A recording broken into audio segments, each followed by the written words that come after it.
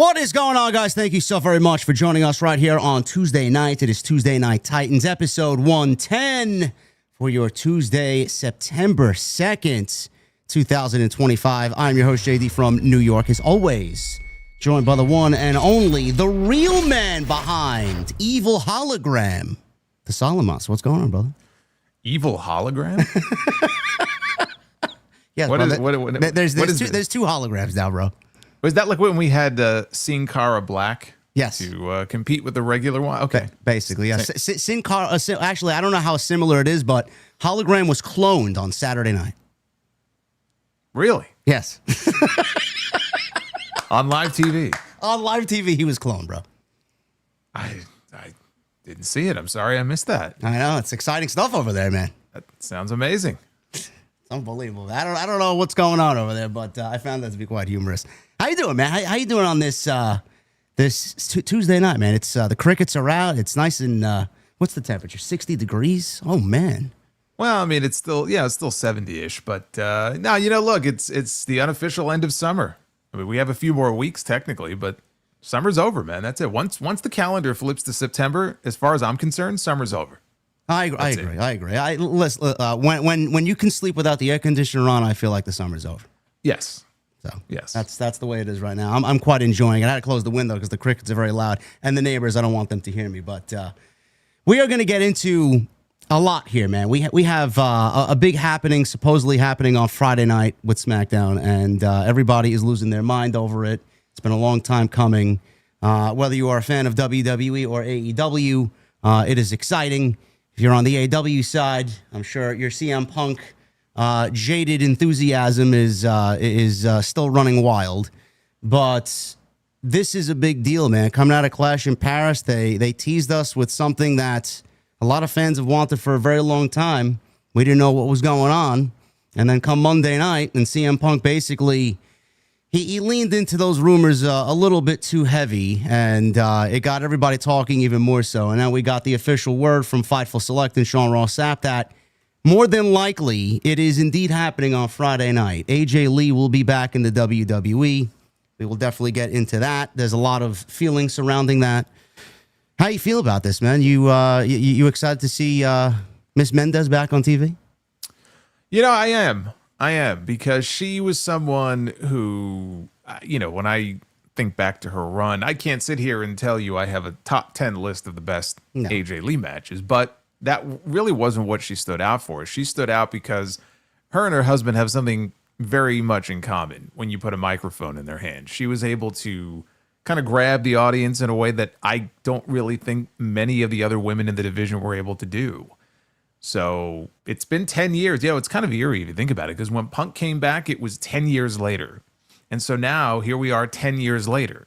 And it looks like we're on the verge of her coming back. So they have that in common as well.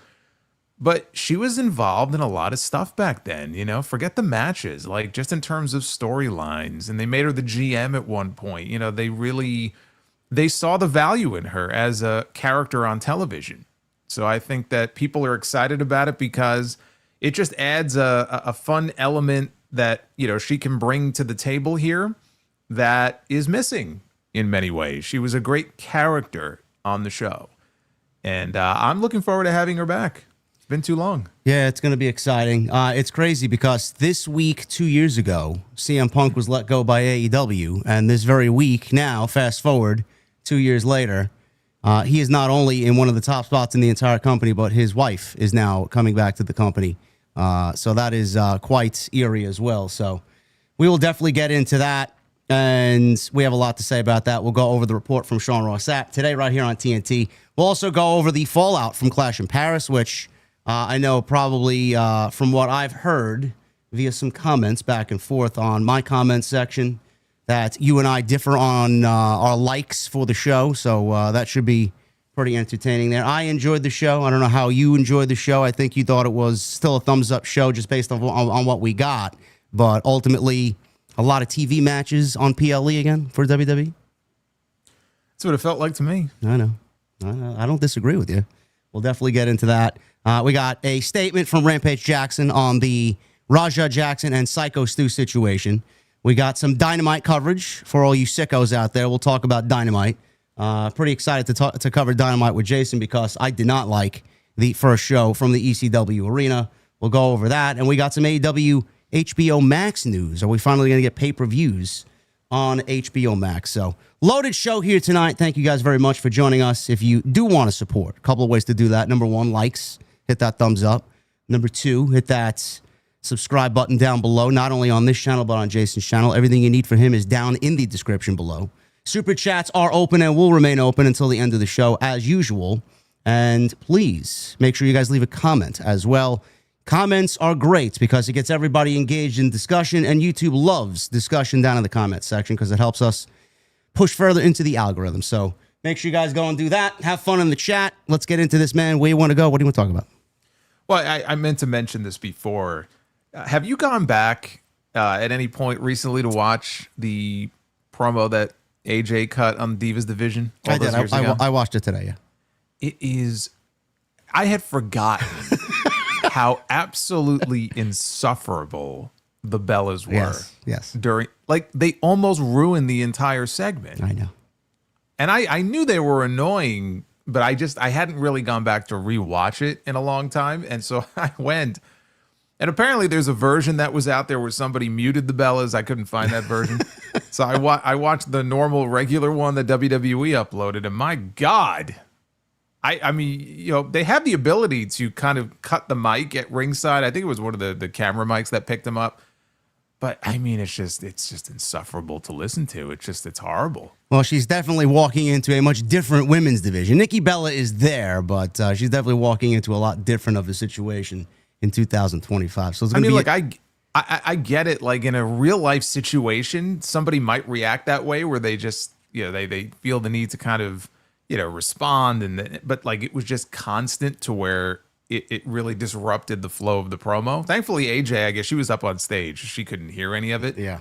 But watching it back all these years later and people still talk about that, and I'm like, my God, somebody please, like, just pull the switch on that. My God, it's horrible. But the promo itself was very good. Yeah, you know, I thought it was a great promo. I mean, you really didn't get anything like that in the women's division up until that point. So yeah, like you said, she mirrors her husband for sure. Yeah, I mean, again, there's a lot of similarities between the two of them. But as far, you know, I was going back and forth. Do we want to start with Clash in Paris? Do we want to start with AEW? Because I know you want to talk about AEW also. We'll start with AEW. How about that? We'll go back to the 2300 Arena, where they're going to be tomorrow as well, because they're in the middle of this residency. And why don't we start there? And then we'll go from there. How do you feel? This is one I took some notes here because there's a couple of talking points that I wanna address here. I know I don't make a big deal about it. I just like to bring awareness to people. I know Justin LaBar said something about this, and he also said something about the All-In going into the residency in Chicago, the 6 week or the 6 shows that they were there. How do you look at it personally? Because I think the optics of it are fucking terrible. I mean, they're touting a great stadium show for All In, then they go and sit in front of 1,100 people for 3 weeks, and then they tout 17,000, almost 18,000 was the official number for the O2, and then they turn around and do 900 people at the ECW Arena. Optically, does that bother you? Do you find any issue with that? Because to me, looking at what they did on pay-per-view and then turn around on the first show following the pay-per-view on weekly TV, I mean, it's like two different fucking companies. How do you feel about that? No, I mean, it doesn't bother me that much. I mean, I know the situation domestically is not as strong as it is overseas. You know, they're very popular in the UK. Every time they go over there, they don't have any issue, you know, packing in, whether it's the O2 or Wembley, which even if they don't sell out Wembley, I mean, they've had big crowds there. And even Australia, you know, when they went to Australia for Grand Slam earlier this year, and then they come back home, and unless it's a pay-per-view, this is what you run into. Now, this was already pre-scheduled. You know, could they have scheduled things differently? Sure, they could have run a bigger venue, but they can't run a bigger venue for Dynamite and get enough people to justify it anyway. So it didn't bother me, because what do you really expect them to do? They're still struggling when it comes to domestic attendance. just because they're coming off Forbidden Door, doesn't mean that they're going to run Chicago or some other place and get 7,000 or 8,000 people in the building. So I would rather them run a smaller venue if that's all they can do and pack in the venue, which is what they did. Now it's a small venue, the 2,300 Arena, but they packed it out, right? 900 people, 1,000 people, I think is all it can support. I mean, correct me if I'm wrong. I think that's the capacity for the TV setup. So at least if you're going to run a smaller venue, pack it in so it looks good on TV. And I don't think you liked the way that it looked on TV. I have a fondness for the venue. I've never been there before, believe it or not. I've never been to a show at the old ECW Arena. I know it doesn't look like the ECW Arena used to look. It's been renovated over the years. Obviously, it's a legendary venue. But when NXT ran there in November of last year, that was one of the things I liked about that show. And that show was actually very boring. I did not like the actual show. One of the few things I liked about that NXT show that night was the atmosphere. I thought the acoustics were not great, but just visually and the lighting and everything and everybody packed in like that. Me personally, I like that look. So the visual of it didn't really bother me. Again, I think the acoustics... Yeah, the acoustics were a little off. It sounded like it was in a wind tunnel and the ring wasn't loud enough and mic'd enough. I did like the aisleway with the chain link fence. They actually widened the aisleway a little bit. Yeah. I think they did that and actually fit less people in the venue. I think NXT had roughly about 1,100, 1,200 people in there. So AEW went more aesthetically for look, while NXT tried to fit in more people than AEW did. Yeah, and so you could tell, obviously, it's a smaller venue, but just the way they had people so densely, packed in, it was well lit, which you remember when they were running the bigger buildings, how dark it was a lot of the time because it was a lot of empty space. Yeah. So I'd be watching Dynamite, and it's like, why is most of the arena darkened like that? It's one of the benefits of running a smaller venue. They can pack them in. So I don't know that there's anything they could have done. It's not like magically they're going to get 5,000 more people to show up for an episode of Dynamite, and we've talked about this. Most of the time, when you have these post-pay-per-view Dynamites, they don't tend to be one of the better Dynamite shows of the year for various reasons. It's not like the Raw after WrestleMania or anything like that. So I don't know what I would have expected them to do if you're going to run a venue like that, pack it in, and that's really the best that they can do. Yeah, they're still struggling when it comes to their domestic weekly attendance. Again, they don't have that issue with their pay-per-views. They can get 6, 7, 8, 10,000 people for, a full gear, all out. All out so far. They're going to be in Toronto in a few weeks, and they already have, I think, 11 or 12,000 tickets sold. It's just a weird thing where the weekly shows, they still have not gotten to a point where they can support that kind of attendance. So for all this talk about how everything's up, and this is up, and this is great, and that's great. Yeah, I said this a few months ago when Tony Khan made those comments. The real telltale sign is if they start booking bigger venues, which they have not done yet. No, they're certainly not there yet. The ECW Arena residency started on Wednesday, and we'll take it from the top, and we'll start from the top going up to the final segment of the show here. Cope and Christian. This was one of the better things on Wednesday night. They are back together. They had their first match at Forbidden Door against Kip Sabian and Luchasaurus, who I hope gets his name back and removes the Kill Switch moniker. They are back together, and the match with FTR for All Out is made official. And Cope said he's going to get his pound of flesh come September 20th. I enjoyed this segment. Again, we've discussed this back and forth, not only on this show, but on our individual platforms. I do agree with what you said, where I would have done the match. Again, I would have made some slight changes. I would have made their first match here at All Out. And I would have had the hug or the handshake or whatever happened in Cincinnati happen at Forbidden Door. We didn't go that route. It wasn't too bad, and it's not that big of a black eye on the entire storyline. But what they did on Wednesday with the big pull-apart brawl, you had officials out. I think I even seen Anthony Gangone out there. Did you see that? No, I did not. Yeah, he was out there. He was one of the officials, former HOG world champion. I enjoyed what they did. I enjoy that Cope is letting Christian be Christian, because that was one of the big what-ifs when they got back together. What is Christian going to do? Is he going to be a babyface like Adam Copeland has been, or is he still going to be the asshole that we've all come to know and love? And he is still going to be that asshole, and Cope is letting him be that, especially against FTR. I thought this was a great segment. I'm looking forward to the match, and I even heard rumors that they may actually give these guys the main event on September 20th. I don't know how you feel about that, but I thought this was a great segment. I mean, that would be weird if they did. I know it's Toronto. It would be one thing if the tag team titles were on the line. See, that's the whole thing. If you wanted to put the titles on the line, and the attraction that is Cope and Christian winning the tag team titles in AEW for the first time, you know what? I could see closing the show with that. But if it's just a tag team match, I don't know. That's a little strange to me. I mean, we don't know the rest of the card yet. So it's entirely possible that there's no other match that will stand out as like a must-see main event. But without the titles on the line, that would be a little weird to me. Yeah, no, I agree. Again, that's a whole sticky situation there. But as far as the segment goes, are you okay with what they've done so far to build this thing up? I mean, look, the hug and everything they did there was rushed. But and in a perfect world scenario, the hug itself would have happened at Forbidden Door, would have happened in front of a bigger crowd than you do the first match in Toronto. They sped things up a little bit. They wanted to get their first win out of the way. I thought, okay, if you're going to do that, tag team title match in Toronto makes sense.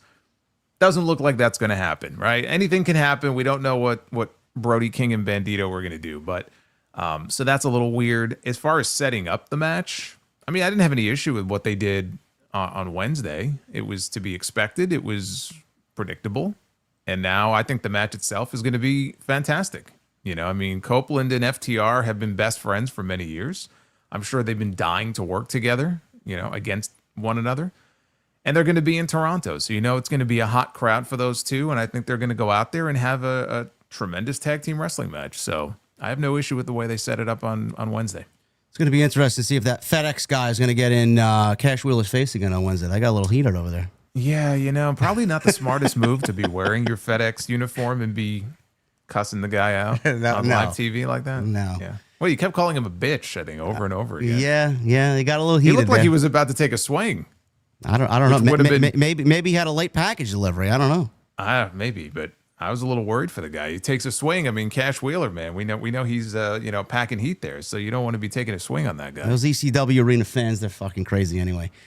Moxley, he wrestled Danny Garcia. I don't know what's happening here. I think, I joked around with Jesse on Wednesday. Moxley loses the world championship. He's swallowing up all these wins from Danny Garcia and Kevin Knight and Speedball Mike Bailey. It's like he needs to get back on track, and he's just kind of going through all of Tony's young guys. But Jon Moxley is looking, from my vantage point, Jason, I don't know how you feel about it, and I don't know why this would even be a thing, because Danny Garcia is as cold as fucking an iceberg, but it looks like he's being recruited for the Death Riders. I mean, did you get the same sense from watching the segment last week? Because there was this weird exchange after the match where Moxley was almost whispering something in his ear, and then Wheeler Yuta's out there cutting a promo going into the next segment. So I don't know how you feel about this, but is Danny Garcia going to be, courted by the Death Riders here? Was Yuta out there cutting a promo? I was trying to tune that out. I didn't know. I was trying not to pay attention. Unfortunately, yes, he was. Yeah, I was trying not to pay attention. Yeah, I mean, that's what it feels like, and I hate it, because that just means, look, we're at a point now where the Death Riders should be contracting, not expanding. Yes. So if we're talking about Daniel Garcia joining the Death Riders, that just means that they're adding new members to a faction that I don't want to see anymore. So what are we doing here? I don't want to see new members added. So it feels that way. I hope I'm wrong. I hope it doesn't end up happening, because I just think that would be terrible. Well, Claudio and Yuta can only take so many losses to protect Moxley. They need somebody else. Well, and they've been without Pac for a while. We don't know when he's going to be back. Yeah, I mean, that's what it feels like. I said coming out of Forbidden Door, I was expecting a heel turn with Garcia. Whether he joins the Death Riders or not, I still feel like that's the direction that he's headed in. And I don't have an issue with that, but having him added to the Death Riders is something I do not want to see, because all that does is prolong a storyline that I think should have been over by now. I think there's another, and I'll mention this when we talk about Darby in a little bit. There's another potential story angle when it comes to the Death Riders that I do like, that I talked about a little bit on my show. Has nothing to do with Daniel Garcia, though, or adding new members. So I would rather they begin the slow build to the demise of the Death Riders and not add anybody new, please. You know, Danny Garcia was one of those beginning guys that stood up against the Death Riders in the early phases, and I believe he was one of the featured guys at the end of Wrestle Dream where they suffocated Bryan Danielson. I don't know if that has anything. I don't know if that has anything to do with it. If they're going to go back and tell that part of the story that they've seemingly abandoned for 9 months now. Well, I mean, they went back. He does have something to do with them. Well, they went back 8 months with Ricochet and the Hurt Syndicate, so sure, anything's possible. Drudge up some old stories the sicko says long-term booking. Yeah, no, it's not. It's long-term forgetting. That's exactly what it is. No, I mean, that goes back to the very beginning when Orange Cassidy was fighting the Death Rider. I mean, that's like the very beginning phase of the faction. So I don't think they're going back to that. I just think, they see, like in storyline, Moxley sees him as a talented guy who represents something closer to what the Death Riders stand for. He's not doing the silly dance anymore. He's a good technical wrestler, and he's trying to kind of tap into something that's there. He's suffered some losses recently, so he's trying to brainwash the kid and convince him to kind of come aboard. That's what I think the story is here. I just hope in the end, he can try, but hopefully it doesn't happen. No, I agree. I have no interest in adding anything to the Death Riders personally, especially it being Danny Garcia, who is as cold as anybody on TV. Speaking of Hook, Wheeler Yuta cut a promo on, I don't know who it was, Darby? I think it was Darby. Darby. Yeah. And then all of a sudden Hook returns. So what do you think? What do you think of this new music? Which apparently he selected himself. This was his choice. I know they had some kind of falling out after Action Bronson made some comments. Well, he made some comments about the AEW locker room being weird. Yes. But that was a long time ago, and I feel like he was still using that music for a while. But all of a sudden, that music is gone, and now he's coming out to this. Now, is the guy who sings it, is he Swedish? Is that what it was? I think he's Swedish. He might be. You might have Johansson or whatever his. Because I looked up, it's a real song. I mean, I looked up the song. And look, on its own, it's not a song that will be on my playlist. It's not a terrible song. It's a terrible song for Hook, in my opinion. Hook may have selected it. If that's what he wanted, God bless him. He came out, and it's like, you may as well have played some sort of nursery rhyme. Like, it didn't fit. It just didn't seem to fit what they are going for when Hook walks out to the ring. You want people to be scared and afraid that Hook is here.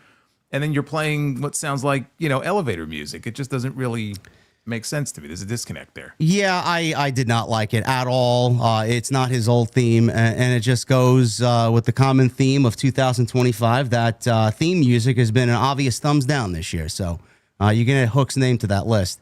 So Yuta's cutting a promo on Darby, and apparently it's a no. They don't want nothing to do with him. Death Riders are too good for him. And then Hook comes out and targets Wheeler Yuta. Now, I know and I know some of the chat knows that the guy that put Hook out was Claudio. That they basically pulmonized his neck. Now, I don't know what the reason is for Hook being out. There was a rumored concussion situation there. But Claudio was the guy that put him out and did the damage. Now, what I said to Jesse on Wednesday when we covered Dynamite is, sure, Yuta has, or Hook rather, has a target on the Death Riders, which is obvious, but A, he targeted the wrong guy, and B, I would rather see the tension build up, because I know you remember during Anarchy in the Arena, he came out with a steel chair and he helped the baby faces in Anarchy in the Arena. He had that little stare down with Samoa Joe. I mean, if I'm writing the show, I'm actually going for that first, because that's a more interesting story than involving him with the fucking Death Rider. So I don't know how you felt about it, but I think Hook's return was not only a miss because they got the wrong guy here, Claudio, not Yuta, but I would have did the Samoa Joe angle first. How do you feel about that? Well, I mean, I don't get the impression they want him to be a heel. So if he's not going to come back and be a part of the Ops is a babyface trio. If Hook, is going to do something with them, what do you do without him coming off as the heel in this scenario? So I don't know that they want him to come off that way. And him starting with Yuta instead of Claudio, to me, it's not a big deal. I just read it as he's starting from the bottom, and he's going to kind of work his way up to Claudio, and who knows, maybe Moxley at some point. Yuta's like the low-hanging fruit. He's the easy one. You can go out there and choke him out. No problem. Claudio was in the main event, so you could have saved it and had Hook come out during the main event. True, but I didn't read too much into that. I mean, he could still go after Claudio. But yeah, him in the ops, if he's not going to go heel, I don't know what you do unless you add him back to the ops, which they obviously don't want to do. So what do you do with the ops? I don't know. I was thinking more along the lines of he came back. He reemerged on Wednesday night. Maybe do a backstage segment. Have them cross paths. Have them go into the ops locker room. Little dialogue. You replaced me with Hobbs. Where's my standing in the group? How we feeling about this? Just like literally a minute or two. Just give me some dialogue and let me know where he stands with the group. And they just completely blew past that on Wednesday, where that to me is the most centralized thing for Hook to be doing on television. Yeah, or even a case where the ops, they kind of run into him. Yeah. And then they're like, hey, it's good to have you back. And Hook basically takes the tact of, well, you guys seem to be doing fine without me. I need to do this by myself. Just to put some finality on it. Yeah. Instead of just kind of leaving it open-ended like that, at least you have one segment on TV where it's like, okay, we're going to put an end to this in an amicable way. They're not going to attack him. He's not going to attack them. He still respects them. They're cool, but he feels like, you know what? I'm going to go my own way and do my own thing.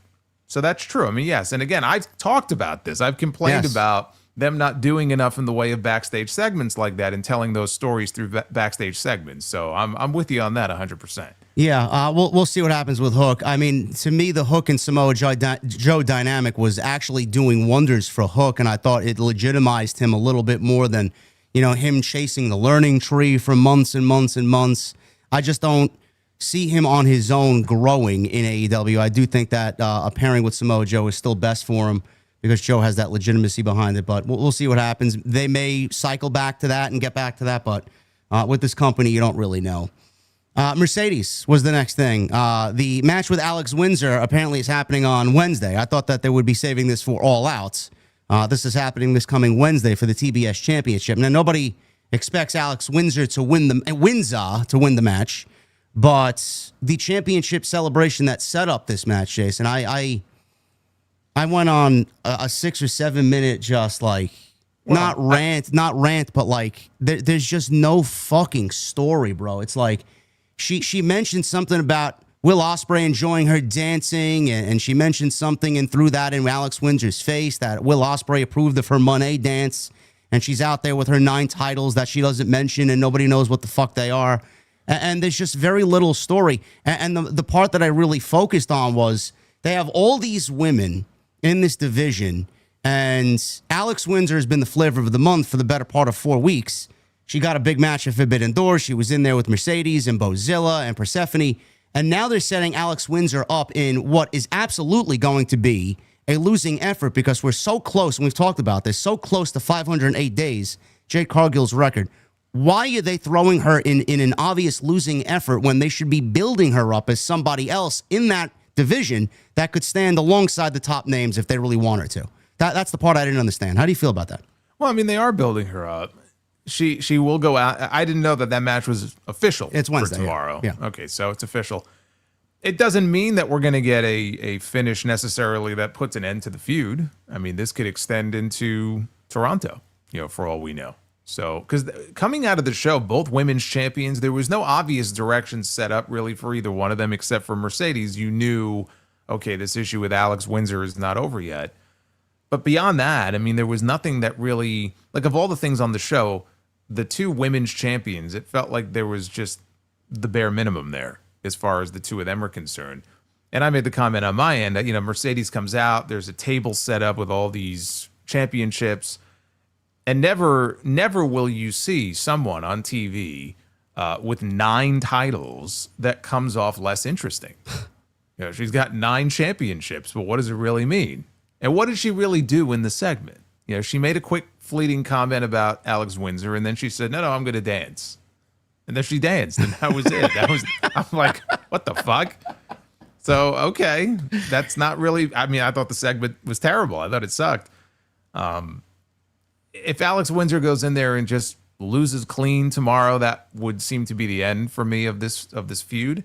Maybe it won't be that simple, and maybe they'll do something to extend it to the pay-per-view, and then they'll blow it off there.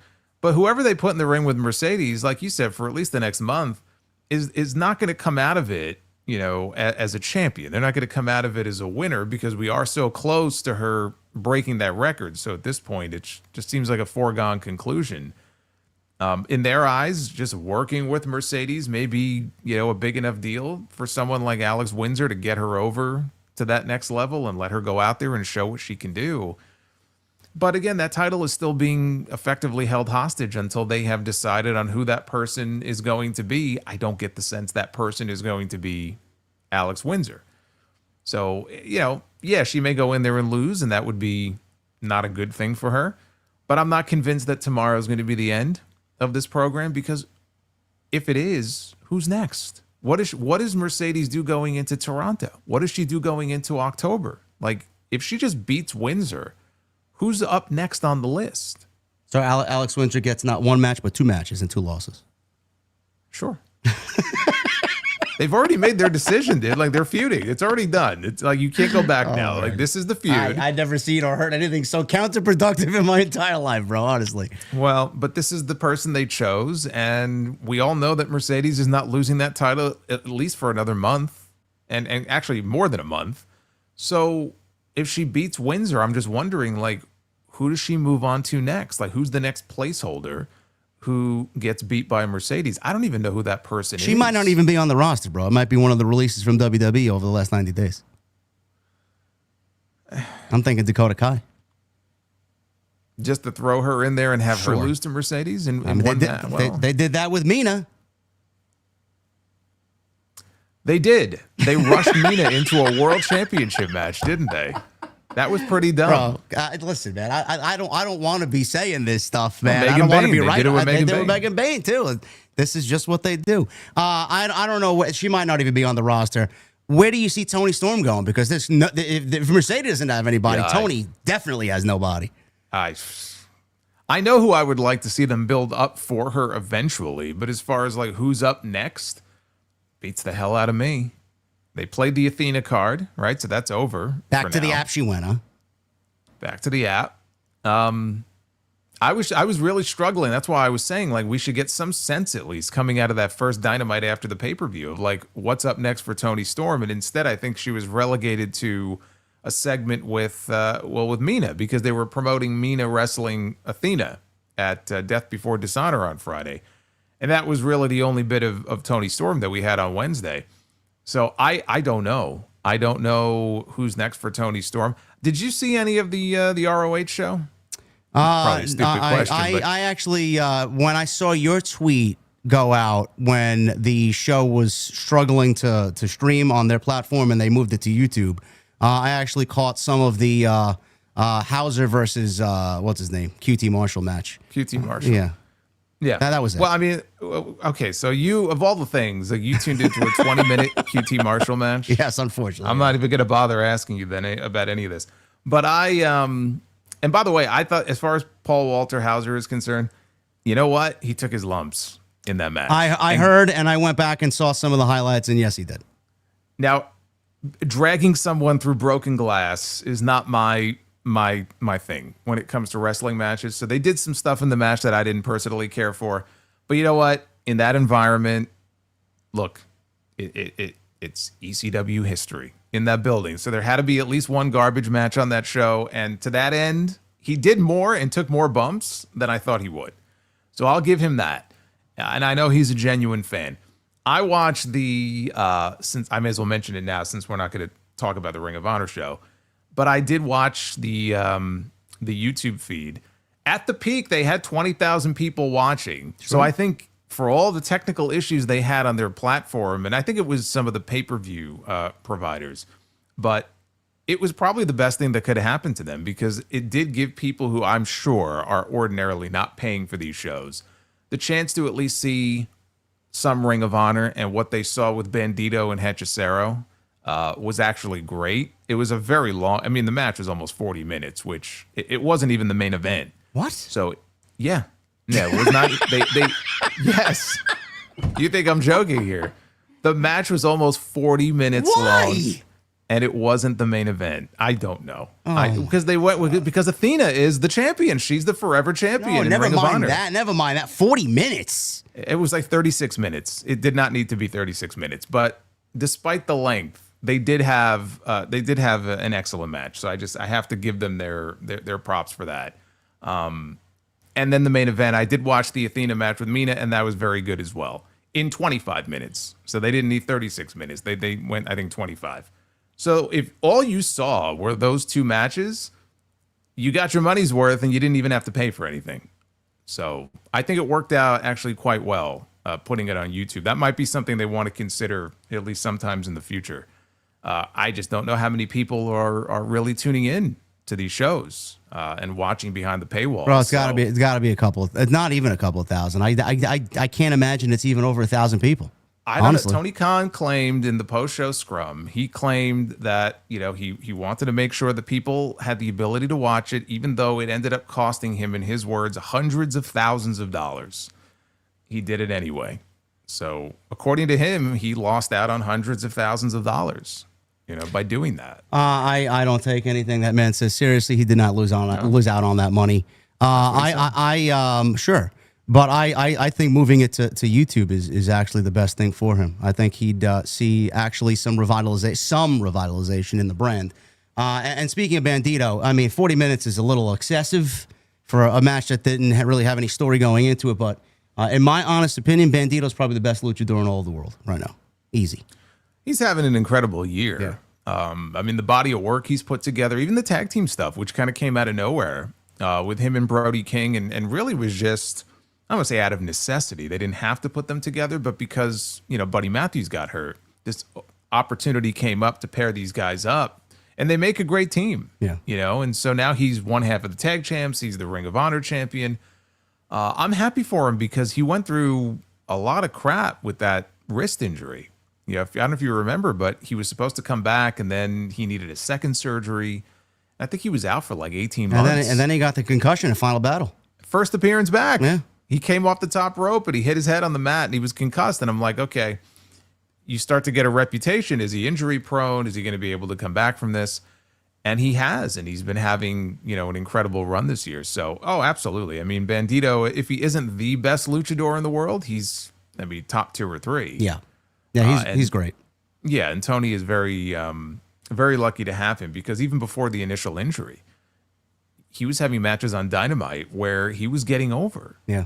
Just by virtue of the work he was doing in the ring. And, I remember, what is his first match on the brand against Bryan Danielson, or one of his first matches? I believe so, yeah. That was a fucking great match. Yeah, and he's doing it by going out there. And again, he's a masked luchador. Yeah. So it's not like he's out there and he's able to emote with his face. He's able to emote in other ways, and he has a certain charisma to him, where even before the injury, like he was really starting to get over, and then he got hurt. But I'm happy that he's been able to kind of get some of that momentum back. So, yeah, I mean, it was a very long match. It did not need to be that long, but it was excellent nonetheless. When I realized it wasn't the main event and they went that long, I just, not surprising because we know how long those shows can be, but it was like after 11, and I'm like, holy shit, this match is still going on. That's crazy.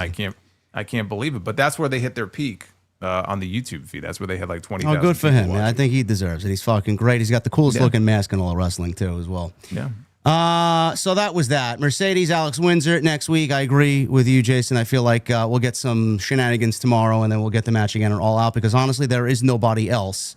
So we'll see how that all plays out.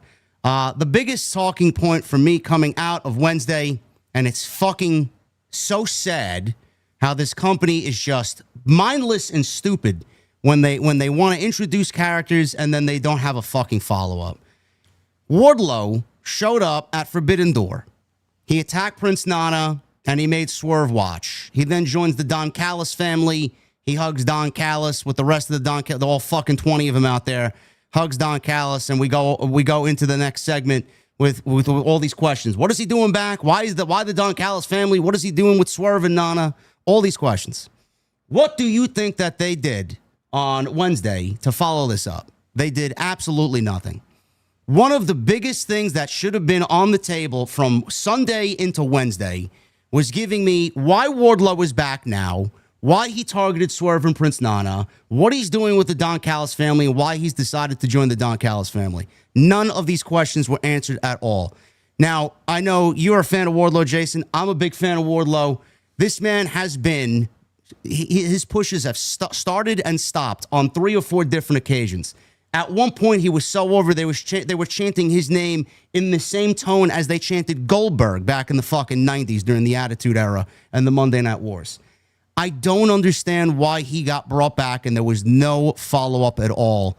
And I honestly feel bad for him because I said this on Sunday. I don't want to be right on this, and I think the Don Callis family is a collection of really talented fucking guys. But, man, you put Wardlow in there, and it just feels like it's a collection of great wrestlers with absolutely no direction, and AEW knows it. We don't got a direction for him. We don't know. Let's put him with the Don Callis family. It's exactly what the whole group fucking feels like, and I hate saying that. This guy has stood behind now the Don Callis family, the fucking Paragon, or the Undisputed Kingdom era, whatever the fuck their names are, and the Pinnacle, and then MJF individually. Bro, this guy has been a henchman for life, and he hasn't had anything seriously happen with his singles push at all in fucking 6 years in AEW, man. I know you don't want to see it. I'm fucking angry. I'm angry for him. That was a complete fail by AEW, and it's the biggest fucking thing you look at as to why their television sucks, in my opinion, weekly, and what's wrong with their television show. Just look at that, man. No follow-up for that is inexcusable. Yeah, I mean, that should have been the most important thing when it comes to Wardlow is hearing from him, actually having him speak, kind of shining a spotlight on him, because it's going to be hard to do that in a group that has 10 or 11 people. So the one thing that they should not have done is have him out there on Wednesday and do nothing but just kind of adjust his suit jacket and stand behind Don Callis, which is what he did. He looked like a chauffeur. And we didn't hear from him, even the announcers. It's like a very brief mention of, oh, Wardlow's back. And, you know, they kind of glossed over it. And then it was just on to whatever the next thing was. And it's funny. There were a couple people, because I made the same point. They were like, yeah, well, there's still Collision. Like, okay. Sure. Because that makes it better. Meanwhile, I don't think they did anything with him there either. But, yeah, I mean, on that post-pay-per-view episode coming out of that Forbidden Door show, that was the time to really do something with him. I understand it's only one night, and let's, we'll see what happens, right? We'll see how he gets used in the long run. But that first show, you want to reestablish the fact that this guy he was something. He was a former TNT champion. He was a big deal at one point. He's back. He's been gone for a year and a half, and he's back, and it was a complete afterthought. And there's no excuse for that. And that was my biggest fear about putting him in this faction. I don't even mind the idea of Don Callis managing him. I don't hate that. I just hate the idea of him being another face in the crowd, which is what he already is. Just like Josh Alexander and so many other people in that group who were very talented, but we know who the standouts are, right? There's 3 standouts. There's Okada. He's kind of the crown jewel. Kyle Fletcher, who's that star on the rise, and Takeshita. And now Wardlow is in there, but Wardlow is one of many. What can you do with him on that first show, now that he's back, to really separate him from everybody else and put a spotlight on him? Well, whatever that is, they didn't do it with him. So I hope they correct that this week. I don't have a lot of faith that they're going to do that. I think it's already... I mean, my fears when it came to this are already being realized. I don't understand why you wouldn't have something for him to do on night number 1. This guy at one point, was a former TNT champion who was a big deal. How is he just standing there doing nothing? He looks like the hired help. And if that's what you want him to be, then okay, he certainly came off that way on Wednesday, but yeah, like you said, it was a complete fail. I mean, they already dropped the ball on the first night with him. It doesn't really instill a lot of confidence in me that Tony Khan cares enough. If Tony Khan really cared that much, like if he cared about Wardlow as much as he does Hologram, or some of these people that you could tell Tony really likes this guy, that's not what he would have done with Wardlow on Wednesday. No, I agree. I don't know what the fucking plan is. So I don't get the impression that he's really a priority when it comes to Tony. That's it. I don't know. I saw someone in the chat said Wardlow versus Obafemi on NXT would feed families. Yeah, it would. Yes, it would. Wardlow. Yeah, I mean, look, I don't know how big Wardlow's not like 6'8" or anything, but like he comes across as a bigger guy, and he was going out there in matches and he was doing Whisper in the Wind and all. Like he's an athletic, bigger guy, certainly bigger for the AEW roster. So it's not like he's a great talker, but he can't work. No, he can work and he can talk. He can actually do both of those things. Yeah. So why not tap into that? I don't know. Hopefully there is some sort of dialogue on Wednesday. I'm not holding my breath for that, but... it might be a video. Yeah, it might be like something. A pre-tape vignette or something, but there's got to be more than that. If this was the direction, I know it's been there, done that. I said this last week. I just would have paired him with MJF again. If this was the fucking way that they were going to go with it, I just would have paired him with MJF. I don't give a shit if it didn't make sense to people or not. At least he would have been in the main event. So... I don't know. We'll see what happens. Well, you could have made it make sense from MJF's perspective. Sure. In that he got kicked out of the Hurt Syndicate, and if he feels like he's got nobody watching his back, he kind of goes crawling to Wardlow. Wardlow should not want to be back with him, but again, you can tell that story through a series of segments.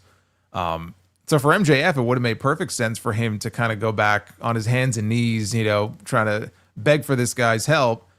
For Wardlow, though, why would Wardlow want to have anything to do with MJF, right? There would be some heavy lifting there, I think, to get him to want to get back together with him. Yeah, no, I agree. That's a struggle, but that's why we have creative writers. So I'm sure that would have helped there. We'll see what happens on Wednesday with Wardlow, a vignette or backstage segment, some dialogue, hopefully. Again, I'm not holding my breath for that, but fail for the first week of Wardlow making his return to AEW. Speaking of the Don Callis family, they, out of nowhere, they confronted Adam Page. Now, Don Callis even made fun of him holding half of the roster hostage in the Don Callis family. And I don't know where we're going with the World Championship situation going into All Out because there's no clear challenger, as we've already determined that Briscoe is targeting not only MJF, but he's also going after Kyle Fletcher, which I don't really understand. So the next challenger is whom, Jason? Do you sense that it might be Konosuke Takeshita, and then that's how they build the split potentially between Takeshita and the Don Callis family, and then get Okada involved? What do you think about that? It's one of three. I mean, it's either Takeshita, Kyle Fletcher, or Okada. And I would not be doing Hangman and Okada. Okada's the unified champion, and we don't need another winner-take-all match here. So Takeshita or Kyle Fletcher would make the most sense. Putting Kyle Fletcher in there as the TNT champion to lose to the world champion, I don't see what that does for Kyle Fletcher. So by process of elimination, that leaves us with Takeshita. I certainly hope it's not Wardlow, because you talk about not making sense. That would make zero sense. So that leaves us with Takeshita. And you saw, in that tag match they did, they're, again, teasing dissension between Okada and Takeshita, which is great. That's what they should be doing, right? The slow burn, and eventually we'll get that match. So Takeshita is the guy that stands out to me as the one that would make sense in that situation. I thought at first when I saw Kenny Omega come out that maybe they were building to a tag team match on the pay-per-view, where it would be like Omega and Hangman as partners again against maybe Okada and Takeshita. See, I like that idea better. Yeah, and you could further build, when Okada and Takeshita lose, further build the tension between the two of them. That's what I would have done. Yeah. But we're getting some all-star fucking 8-man tag team shit tomorrow. What else is new? Tomorrow night. All-star $300,000 6-man tag team match or whatever the fuck. You know what, though? Even still, I think I would still do that. I think I would do the tag match. I would do Hangman and Omega together again. It's been a while since they've been tag team partners. Them against Takeshita and Okada, I like that idea. Because doing a singles match for a world championship, I mean, yeah, if he wants to have a world title match on the show, then sure. Yeah, but nobody in that family deserves a shot. What have they done? Well, this is the problem when Don Callis owns 85% of the male heels on the roster. What is Takeshita done, bro? Takeshita's one of the best. He won the G1. He just won the G1 in Japan, not here. But to Tony, that matters, though. To Tony, that matters. We just had a Forbidden Door show where he welcomes in championships and champions from other promotions. So I think to him, it does mean something. And, look, they don't do rankings anymore. So it's not like by the book. You got to advance through the rankings. What has he done in AEW lately? Nothing, because he hasn't been in AEW, because he was over in Japan doing the G1. So by Tony's logic, that may be enough, right? He may be the next IWGP champion, so surely he can challenge for the AEW world title. And then he'll lose, which I'm not really a fan of that. But do the tag match. Yeah. You know, I mean, unless there's a reason, maybe Kenny's not going to be on the show. I know he's all beat up, but do the tag match, because to me that would be a nice attraction for the show. No, I like that idea a lot. I don't know what's happening with Omega. Apparently, Dave Meltzer says that he is severely injured or hurt. He's really banged up. Who knows? Omega came out and said, I'm fine. We'll get to work on Wednesday. But it's just silly to see Omega lose to Okada at Allin and then disappear off TV for the next 3 or 4 weeks to then get added to a steel cage match at Forbidden Door when he hasn't made one appearance on television to even be a part of the match. And then he shows back up at the ECW Arena and gets right back into it with the Don Callis fame. It's like where what are you, bro? Like, what are you doing? He was out there looking like 2002 Triple H. Did you notice that? Yes. The only thing missing was the handlebar mustache. He didn't have that, but yeah, it was a little weird. But yes, I mean that's what I would do. You can get away with not doing a world championship match on that show. There's so many other fucking titles in this company. You're going to have tons of championships that are defended. You can have Okada. Well, actually, no, Okada would be in the match. But you have Kyle Fletcher could defend his title. You could have the women defend their titles. There's plenty of other championships. And whatever you're going to do with Cope and Christian, if that's your attraction, if that's your main event, then I could see that being the main event if there's no world title match on the show. Yeah. You can go with Cope and Christian, even though I still feel like if you're going to do that, those tag titles, I'm telling you, man, whatever the original plan was here, it got completely fucked up. Because FTR should be tag team champions right now. Well, that's not going to happen in 2 weeks. No, it's not. And it's not going to happen. But I'm just saying, I find it hard to believe that the original plan, if Tony would have done what he originally wanted to do, that FTR would not be the tag team champions right now. I think they were supposed to be the tag team champions, and now they're not, and it kind of fucked everything up, because what the match should be is them, I know it would have been a short run for them, but them defending the titles against Cope and Christian in a title match is what makes more sense to me. Yes, I agree. That's darn creative control running wild in AEW. Well, I don't know. Listen, I think the tag team title match at All Out's going to be Bandido versus the Young Bucks. I think that's. I mean, there's really nobody else. If the Hurt Syndicate is mixing it up with Ricochet, which we'll get into now, I don't know who else there is for the tag team championships. Everybody's just kind of lost at sea.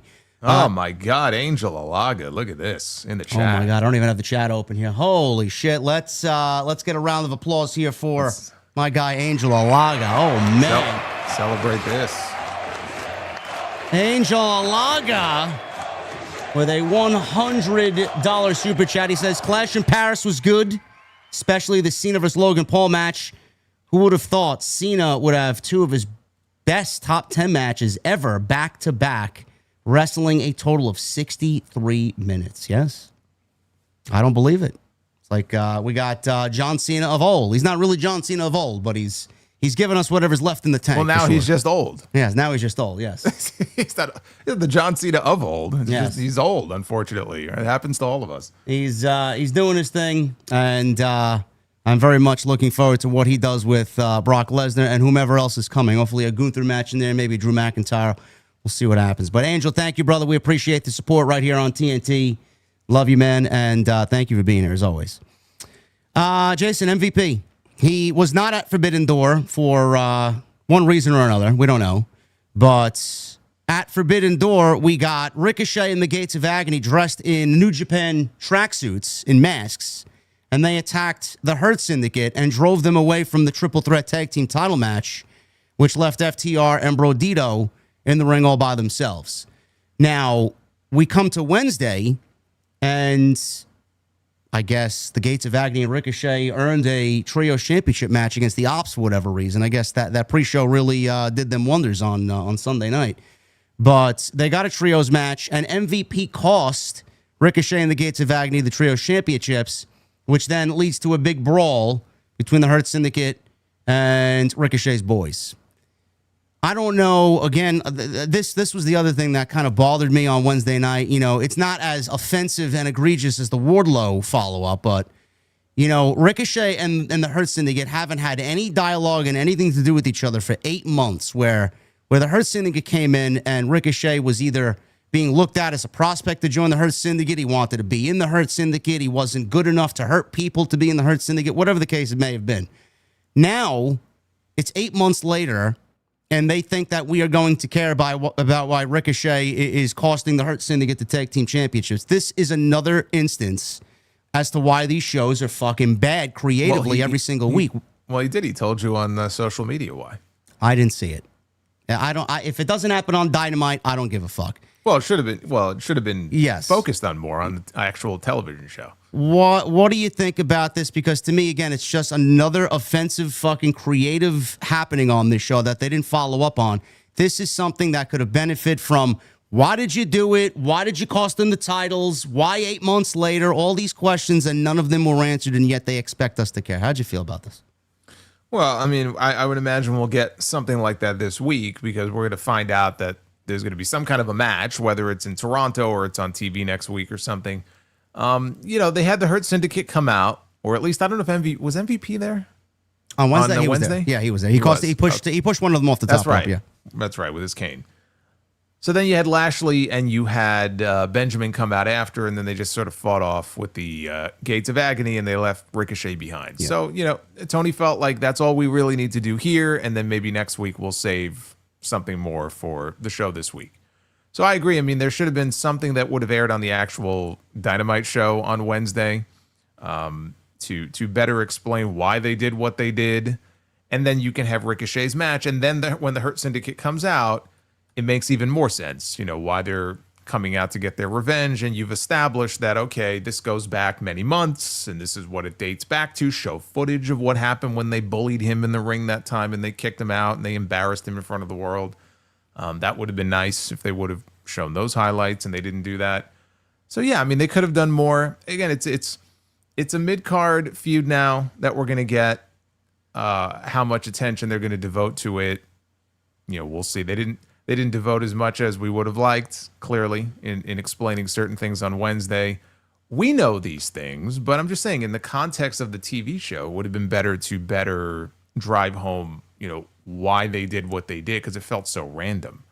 Even though there was a history there that goes back 8 months, it did feel like in the moment, it just felt so random. Like, what the hell are they doing out here?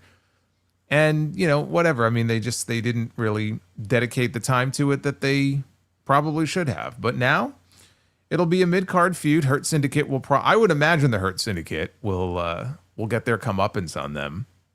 What happens then with Lashley and Benjamin? Well, I mean, the Gates of Agony were labeled as one of the teams in that Fightful report that MVP would allow to beat the Hurt Syndicate. So you think that's going to happen? Yeah, but that was, I think, in the context of like when they lose the titles. So they didn't lose the titles to them. They lost the titles to someone else. Do you really see the Hurt Syndicate going back-to-back losses? No. I would say I think it's more of a likelihood that they would lose to the Gates of Agony without the titles being on the line because, those titles are, I don't think the Gates of Agony are tag team championship material. Not yet, anyway. I think that they would beat them without the titles on the line more so than they would with the titles. That's just me, maybe. I don't know. Maybe. But then we have to see, are we going to get a trios match where MVP wrestles and then you have Ricochet in there and then we get a trios match? And maybe they give them a win in a trios match. Not interested in MVP wrestling. Yeah, but you don't think they're not going to do a trios match at some point? Oh, I mean, that's what it's set up for, sure. Yeah. Yeah, I don't have any interest in that either. Maybe they could always add a new member, but we just saw somebody get added and then they quickly bounce them out. So I don't get the impression that the Hurt Syndicate really want any new members. So I'm not really expecting there to be a new member. So that would seem to be the match. MVP joins with Benjamin and Lashley. MVP is the one who got involved in that match, right? And hit Ricochet and cost them the match. So I think that's where we're headed with this. I don't know if the winners of that will then go on to get a trios title. I mean, the trios titles, dude. Dead. It's so insignificant. What does it really mean? What does it matter? It doesn't come off as important in any real meaningful way. It actually takes away from the actual tag team titles. Honestly. It does. I mean, look, I like the idea of Samoa Joe having a title, right? Because I'm a Samoa Joe fan. And good for Powerhouse Hobbs as well. he's got a championship. But I'd be lying if I sat here and told you that I felt like these titles really mean anything. They really don't. So they don't. I don't. Everybody's got to have a title. It's like you have a title, you have a title, and everybody feels important. That's been a problem for a while. Yeah. There's way too many of them. And the thing is, when everybody has a title and everybody is a champion, nobody really feels like a champion. So I don't know. We'll see. I'm not excited about this. The more I talk about this, I think this All Out card is looking less and less spectacular. I thought still got to get the women's tag team titles too. Don't even remind me. And whatever happened with those intergenerational, interspecies tag team? What was it? Those other tag titles? Intergenerational tag team titles, father and son titles. Father and son titles, right? Oh. Yes, because we have so many father and son combinations to warrant such a thing. Hopefully that goes the way of the dinosaur. I don't know. No more titles, please. But the women's tag team titles are inevitable for sure. Sure. We'll finish this Dynamite coverage here with Darby fighting the Death Riders all by himself. He wrestled Claudio in the main event. They relived the Bam Bam Bigelow Spike Dudley spot from Born to Be Wired, 1997, I believe it was, correct? Was it 1997? Maybe. Yeah, but they relived the spot from Forbidden Door. I mean, Claudio did this to him into the cage. I mean, it was the same spot, only this time there was no cage to break his fall. Yes, it was a typical plunder match. Did we need a plunder match in the ECW arena? Probably not, but it's Tony Khan. Not surprised. Darby, Jason, is fighting the Death Riders all by himself, and this is the biggest glaring problem here. He had all his friends with him beforehand. Now he's doing it all by himself. Do you find that to be a problem? I mean, it's a problem when he had to run out of the building at the end of the show because he had nobody there to help him. So, yeah. But this also ties into what I was going to say before, which is this would have been, at the end of the show, this would have been the perfect spot for an Eddie Kingston return. Mm-hmm. And obviously he wasn't ready to because it was so perfect. If he was going to come back, that this spot here in that building in Philly, I mean, they would have gone nuts for him. And I still feel like when he does come back, which is going to be soon, we just don't know when exactly, but when he comes back, I think that his inclusion is what could spark the beginning of the end for this Death Rider stuff. Because if Moxley goes in there in Toronto and he refuses still to accept Darby's challenge, but let's assume that match is going to happen at All Out. If Moxley goes in there and he loses to Darby, maybe that's a bridge too far for Claudio, right? Maybe that shakes the confidence of Claudio and the other members, and that could be the first, little break in the armor there. But where Eddie Kingston would fit perfectly into this, I feel like the last time, or one of the last times we saw him, and this is going back a couple of years at this point, he was trying to convince Moxley, like, don't associate with this guy. This Claudio guy, he's an asshole. Mm-hmm. He can't be trusted. And, he and Mox used to be friends. I think when Eddie comes back, that's the right spot to have him in. And you can use him as a catalyst for the, however long it takes, the ultimate destruction, the downfall of the Death Riders, where he's kind of trying to talk some sense into Moxley. Like, you don't need this guy. This guy's bad news, and just go from there. And you can have, Kingston against Claudio, and then eventually, it leads to a breakup, and Moxley goes babyface again, and he and Kingston are friends. So I think when he comes back, that's the spot for him to be in. And I also like it because then that means the end of the Death Riders, which, yay. Please, go away forever. Wasn't Gabe Kidd, who's now a part of the Death Riders, wasn't he the one that broke Eddie Kingston's leg in November? Well, it was in the match. They were in a match together when it happened. Gabe Kidd, though, is not on television consistently, but he is aligned with the Death Riders. All the more reason for Eddie to, be feuding with them. So if they can get Gabe Kidd on TV, you can go after Gabe Kidd too. Yeah. So yeah, that's Darby and Mox to round out this AEW coverage. Again, there's a lot of huge logic gaps in their creative, which we are not going to just glance over because it's AEW and nobody wants us to talk about it. But these things have to be talked about. There are good and there are bad. So. Yeah, but again, the thing about that show, I think I liked it a little more than you did. I didn't hate that show on Wednesday. The one thing about that show was that you cannot say is because people, and I've heard you say this also, where's the story? There's no stories. For every logic gap and why didn't they do more with Wardlow and why didn't they do more to explain this or that, you did have some sort of story development on this show. They're continuing the Moxley and the Darby story, and that's obviously building to a match at the next pay-per-view. You have the stuff with Copeland and Christian against FTR. You have the stuff with Ricochet and GOA against the Hurt Syndicate, and then so on and so forth. There are other stories, Okada and Takeshita. So they did set certain directions up for the pay-per-view and for the fall coming up. But there's still more work to be done. When it comes to the women's stuff, there's still more work to be done with some of these individual characters like Wardlow. Jamie Hayter just came back. Are they going to treat her the same way that they treated Wardlow and not follow up with her in a strong way? She just came back at Forbidden Door too. She should be a big deal in that women's division. So we didn't even touch on MJF. What is MJF doing at the pay-per-view? Mark Briscoe, I'm assuming? Mark Briscoe, I would assume. And I'm not surprised. I mean, the report a few months ago is that this is something MJF himself requested, that he wanted to work with Mark Briscoe. Like, it was important to him to be able to work with Mark Briscoe. So he's getting the chance to work with Mark Briscoe. And I don't mind it in that it delays the inevitable rematch or him cashing in his contract, because he still has the now contract. he's got to be more strategic now to cash it in, because he's got to give notice. Yeah, didn't you tell me last week that it was not retroactive and it didn't affect him? And I was like, are you sure about that? Because it does. He still has to give at least a week's notice now. So the new rules apply to him, even though I wasn't sure. I wasn't sure if they did, because it just happened in his run. It's kind of unfair because the new rules went into effect after he had already won the contract. So that's kind of fucked up. Yeah. But yes, the new rules apply to him. So he has to give advance notice, which I'm okay with that. I know you're not, but I'm okay with that. We're aware, yes. Yes, I'm perfectly fine with that. So he can cash in later on. He can cash in at World's End. He could. He can get the main event at World's End. That's the same show 2 years ago where he lost the belt. Maybe they're going to wait until the end of the year. So they want to do MJF and Briscoe in the meantime. Fine. Let them blow it off in some kind of stipulation match. If there's one thing this show needs, it's more dialogue. I agree that they do tell stories, but the stories are just based through actions and not words. I need a little bit of both. So I think that's where I'm coming from. You're going to get more all-star matches, and you're going to like it. And fictional monies, too? I don't know. Is there any money on the line in this all-star match tomorrow? We'll have to see what happens on Saturday. No, there's no money on the line tomorrow, but I'm assuming Saturday there will be monies on the line, yes. So there's only money on the line on Saturday, not on Wednesdays? Yes, it's only it's Saturday night's a night for fighting, bro. You gotta get with the colliders.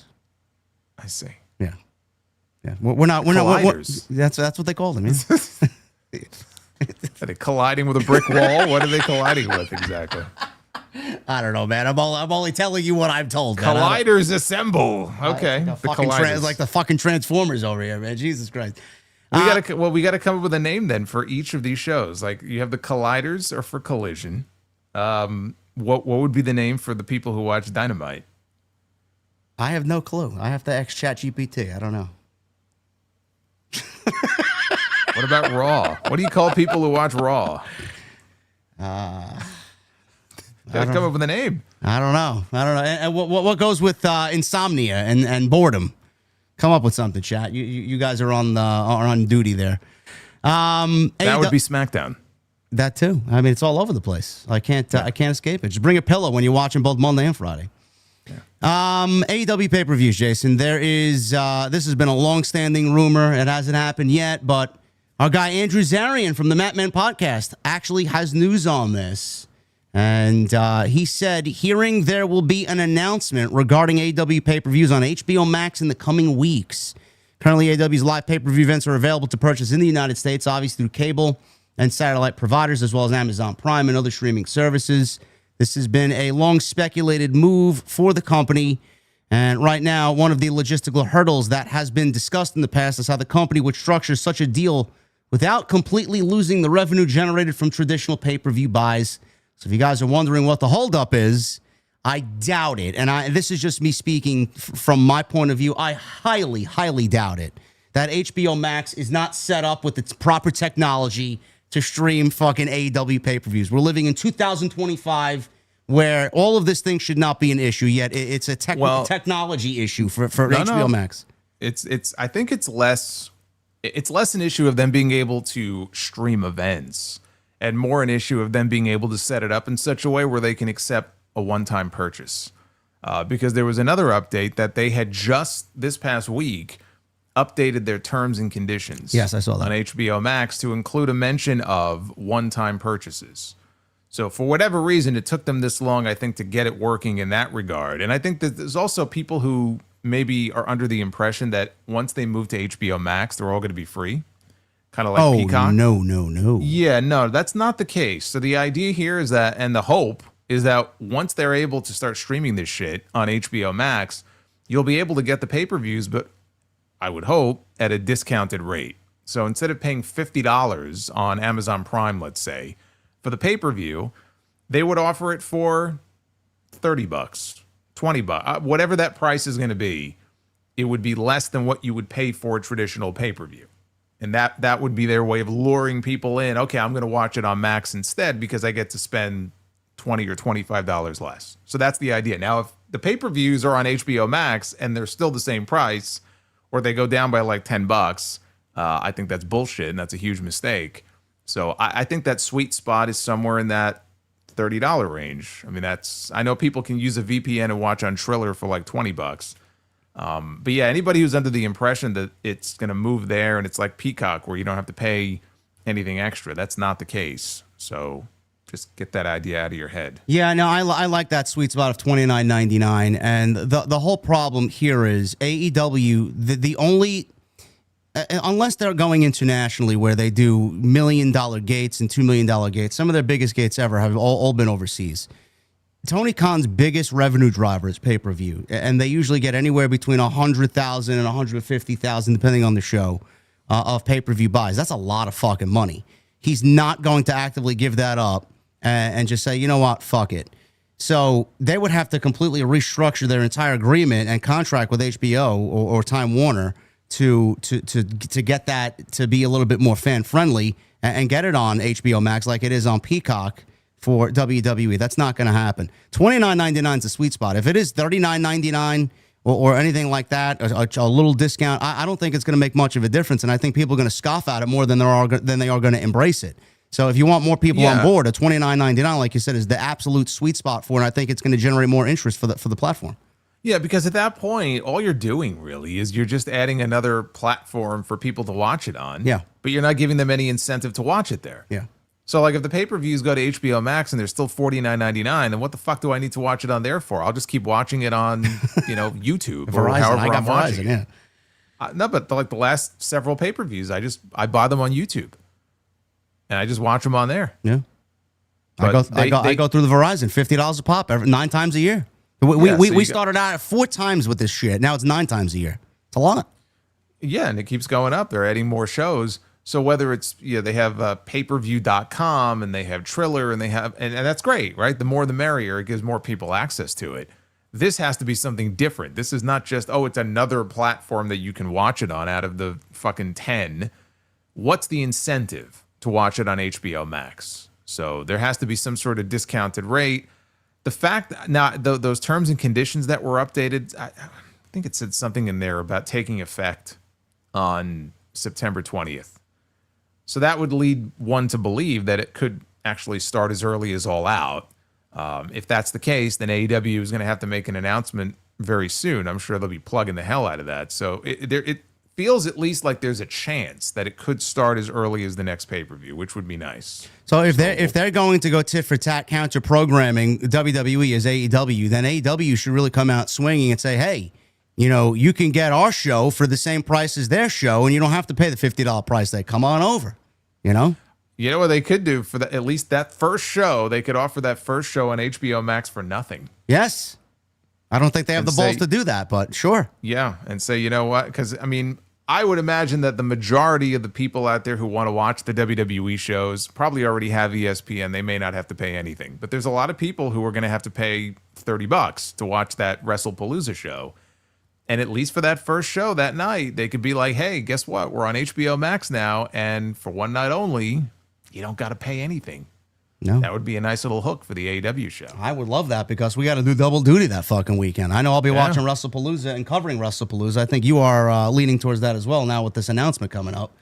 But, we got to watch both shows. So if one of them is free, by all means, I love it. Monday Night Raw news. We may be getting an earlier start time for Monday Night Raw next month, and this is thanks to Monday Night Football. This is coming to this us. Month.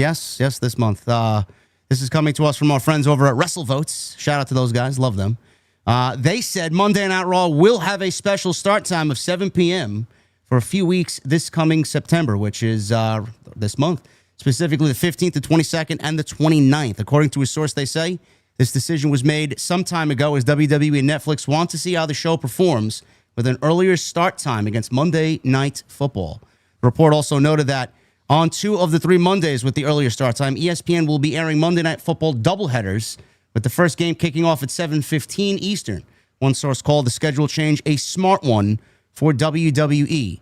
The earlier start for Raw means that the show's main event should be ending before the crunch time of NFL action on Monday night, preventing fans from having to choose between the 2 broadcasts during the most critical moments of the football games. And this test will allow WWE to see how the numbers perform and how fans react to the new time slot. Man, the leniency they have with Netflix, man, I don't think this was even possible at all with USA Network. Now that they're on Netflix, they had the opportunity to move it back a little bit, or move it ahead in this case. I think this is great. I think Monday Night Football has absolutely dominated over the last few years, fucking more and more every single year, WWE ratings and television. This is a smart move, and selfishly, I'm looking at this. We get going around 9:30, and we're out of here a little earlier on the Monday Night Night. Win-win for us, especially as creators. Yeah, it'll be interesting to see if this becomes a more permanent thing throughout the football season, if this goes well. Because they measure all these metrics internally. So, I mean, they'll know. And right now, it's just those 3 weeks. I wouldn't mind it if they expanded it to the entire season. Yeah, me too. I think that's great. So look forward to that, guys. 15th, 22nd, and the 29th of September. You might be getting Monday night starting at 7 p.m. Eastern. So make sure you are aware. Yeah, then they're going to be back in Perth in October. And I'm just wondering, because if you remember... 5 a.m., bro. Is it really? Yeah. Oh, man. I am not doing it again. Not doing it again, bro. Because that's just the pay-per-view. I mean, SmackDown... Nope. I'm watching the shows in normal time, man. And Raw, yeah. It's man, because I remember that first Elimination Chamber that they did in Perth, and I think it was like 6 a.m. Eastern. Yep. I'm not doing that again. I remember getting up at 5:30, made myself 3 cups of coffee. I was taking a nap by fucking 11 a.m. Awful day, bro. I'm waking up normal time, watching the show, and going live in the afternoon. There's no. So difference. You woke up to watch that live? Yes. Why? Because I'm an idiot. What do you expect? I don't know. Well, yeah, but I mean, okay. I'm a creator, bro. I wanted to get ahead of everybody else. That's why. Yeah, but when did you end up going live? Noon. Could have waited until like 3. I know. That's what I'm doing this year. 9 and had breakfast and watched it then. Yes, like a normal human being. Yes, that's what I'm doing this year. Right. I'm not doing that again. It's like all those years when I would watch Wrestle Kingdom. Like it starts, the main card starts at 3 a.m. And people are like, oh, you got to watch Wrestle Kingdom live? You know, I'm like, no, I'm not. Bro, it is so bad, man. Turning on your TV at 5:30 in the morning to watch pro wrestling at that hour with the sun not being up yet, bro. No, thank you, man. It's awful. Oh, my God. It's just terrible. Clash in Paris. This was Sunday night's festivities. I thought it was a thumbs-up show, regardless of what anybody said. And the crowd was the star of the show. I'll let you start off, man. I know you and I have differing opinions, some differing opinion here, not much. What did you think of the show overall? I thought it was a B-level pay-per-view enhanced by the crowd, obviously. I think France has been unbelievable the last 2 years WWE's gone there. This was highlighted by what was clearly a 2-match show. It was the John Cena-Logan Paul match, and then obviously Sheamus and Rusev, which I thought was great. I thought Roman Reigns and Bronson Reed was all right. Everything else just kind of felt like it should have been on TV. I don't know how you felt about the overall show. What'd you think here? Yeah, I mean, you might have liked it a little more than I did. I thought that it was a 2-match show, not including the main event. It was John Cena, Logan Paul, and the Donnybrook match. And the rest of it was very average. You know, there was nothing. I take that back. There was one bad match on the show. The rest of it was pretty average stuff. And it was just like, okay, yeah, what I got out of the other matches on the show was nothing that I couldn't find on any given episode of Raw or SmackDown. You know, like they had a big main event or something.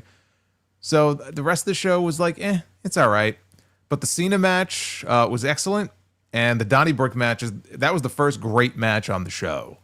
And I was really happy that those two guys got that PLE spot because it's been impossible. Like I mentioned, like Sheamus coming into that show had not had a singles match on a PLE since Clash at the Castle against Gunther.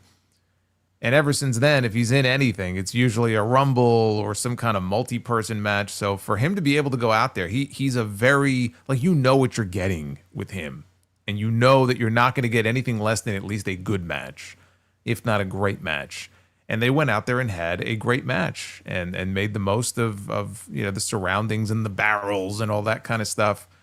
But it very much felt to me like your just run-of-the-mill, WWE B-level PLE outside of that, including the opener, which I didn't hate. But if you really look at the match itself, it was solid. But I mean, it wasn't anything to really tell anybody, oh man, you got to go check this match out. No, there wasn't a lot of that there. No. We'll start with this. The aesthetics of the show look great. I know a lot of people have been requesting these shows to stand apart from one another. And WWE did a very good job with the beautiful Eiffel Tower contraption that they had on the stage, which illuminated during the entrances. That was great. Custom entrances. Yes. I want to see them do more of that. I love that. It doesn't even take a lot either. Just something like that, something symbolic to the city or town that they're in. Fine. That's all you really need. The crowd was great, 30,400. They touted that during the show like they always do. A bunch of idiots spending enormous amounts of money. They touted the gate. They touted the gate record. The attendance record, no? Well, they touted the attendance, but when the French announcer was making the announcement, they said specifically they were talking about the gate. They set the all-time, gate record because Taylor Swift had just set the record. Yes. And so we beat Taylor Swift, and they were talking about the gate. And I always laugh. Like, I will never not laugh when they specifically mention, oh, we just set a new gate record. And everybody just, like, loses their minds and goes, yay! I'm like, you idiots. But, yeah, so they beat Taylor Swift. Of course, they were going to gloat about that. And, look, they had 30,000 people. It's the biggest indoor arena in all of Europe. And I think it has a capacity typically for like concerts of 40,000, yeah, 40,000 plus. Yeah, so for a show like this, the way it was set up to have over 30, it was impressive, and you could hear all night. They were very loud. They were very lively, as they were last night on Raw, and they were doing their chants and they were singing their songs and they were having a good time. And you had to know that was going to be the case. You remember Leon for Backlash last year? Fucking great, yeah. It was, even they say, oh, it's the best WWE crowd we've ever had. That's what Wade Barrett said on commentary. So yeah, the crowd was great. And you could have a great crowd like that, and it takes an average show and elevates it to a pretty good show. Or they could take a good show and elevate it to a great show. And that was a big part of what made that show as good as it was. Again, I'm not saying it was great, but as good as it was, the crowd had a lot to do with that. Are you sure? I don't know. WWE has a tendency to embellish. Did they really beat Taylor Swift's gate at the La Defense Arena? Well, let's see. That's what they claimed. So let's see. I don't know. 45. She filled the whole fucking thing up for 45,000 people in 2024. I see it right here. Yeah, but did she charge what they were charging? I don't know. Her tickets are not cheap. I don't know if they're more expensive than WWE. All right, so Clash in Paris, setting a new single event attendance record that surpassed the mark previously held by Taylor Swift. Jesus. Let's open the article here. That's the summary. Let's see. I'd be curious what the attendance was for that. Now, was Taylor Swift there? Was it multiple nights? That's another thing. She usually plays multiple nights in the same venue, yeah. Okay, but because here they're saying single event attendance record. Okay. All right, listen, they might have. It says here, Taylor Swift's Paris La Defense Arena tickets in May 2024, prices starting around $599, as low as $280. StubHub had tickets listed from $1,800 to over $4,000. Here. So WWE, this is from Fightful. WWE announced an attendance of 30,343 for Clash in Paris. Announcer Michael Cole said the event set a single event gate record for the arena, beating out a Taylor Swift and the Eras Tour concert in May of 2024. An exact gate figure was not announced. Swift held 4 nights of the Eras Tour at the Paris La Défense Arena, drawing 45,000 fans each night. So think about that. If we are to believe them, because they didn't give us what the gate figure was, so we're just taking their word for it. If she drew 45,000 people each night, and they obviously had 30,000, and they beat the gate record for one night, and they set the gate record, how much more were they charging for tickets? I don't know, bro. That's ridiculous. And they're gloating about it. That's ridiculous. Yeah, people are okay. They're a part of history. It's a moment for them. That's I don't know. Listen, if there's a crowd I would want to physically be engulfed in, it's that type of crowd for sure. But that's ridiculous. So yeah, the crowd was over the top. They were fantastic all weekend. We'll start with Roman Reigns and Bronson Reed. I thought this was a solid match here. Bronson Reed, he slimmed down. He's doing some really great work after the foot injury, and he's now the Tribal Thief. He's got the Shula Fala. Roman Reigns, this was his, I believe, 5th match of 2025. He may wrestle half of that next year. We don't even know. It may go down to 3 matches, and then before you know it, he'll be fucking retired. But Roman Reigns and Bronson Reed, man, I enjoyed this for what it was, but the one criticism I have here is the bell rang at 2:15, and I said this on my review. Yes. 2:15, and then the fucking post match didn't conclude until we got into the second hour, bro. Dude, and then the post match. Listen, the post match, bro, it's the same fucking thing every single time. They got to write this guy off television, man. Give me something new. It's the same shit, dude. The match was about 20 minutes. I think 22. The post-match was almost as long as the match. By the time we got to the second match on this pay-per-view, it was already the second hour of the show. It was already 3 o'clock, yeah. Like, that's ridiculous. they want to just engulf you in the moment, bro. It's like, here's the moment. Okay. You could have did it in half the fucking time and give me the same result. But my point is, how many times did you look at it the same way I did, man? It's every time Roman Reigns got to get written off television. Tsunami or a spear or a big beat up there by the Vision. It's like, can you give me something different? I know you mentioned it. I think it was either last week or the week before that these endings are just so samey. When Braun Strowman and Bronson Reed wrestled on Monday Night Raw during that fucking gargantuan feud that they had, we got Bronson Reed jumping off a fucking stone wall and tsunamiing this guy through the roof of a car. Mm-hmm. It's like, can you do something a little different, maybe in a different part of the fucking venue? It's got to be the same thing. The only thing that they did a little twist here is that Roman was actually strapped to a backboard before getting put on the gurney, and Bronson Reed did a tsunami splash on the backboard when he was strapped in, which was, I mean, it looked fucking brutal, and I wouldn't want to be the recipient of something like that. That was a little different, but ultimately it was the same attack. Now, you know what my favorite part was? How long it took for Jey Uso to come out and actually make the save for Roman Reigns. I don't know, man. He might have been preoccupied with something. I don't know.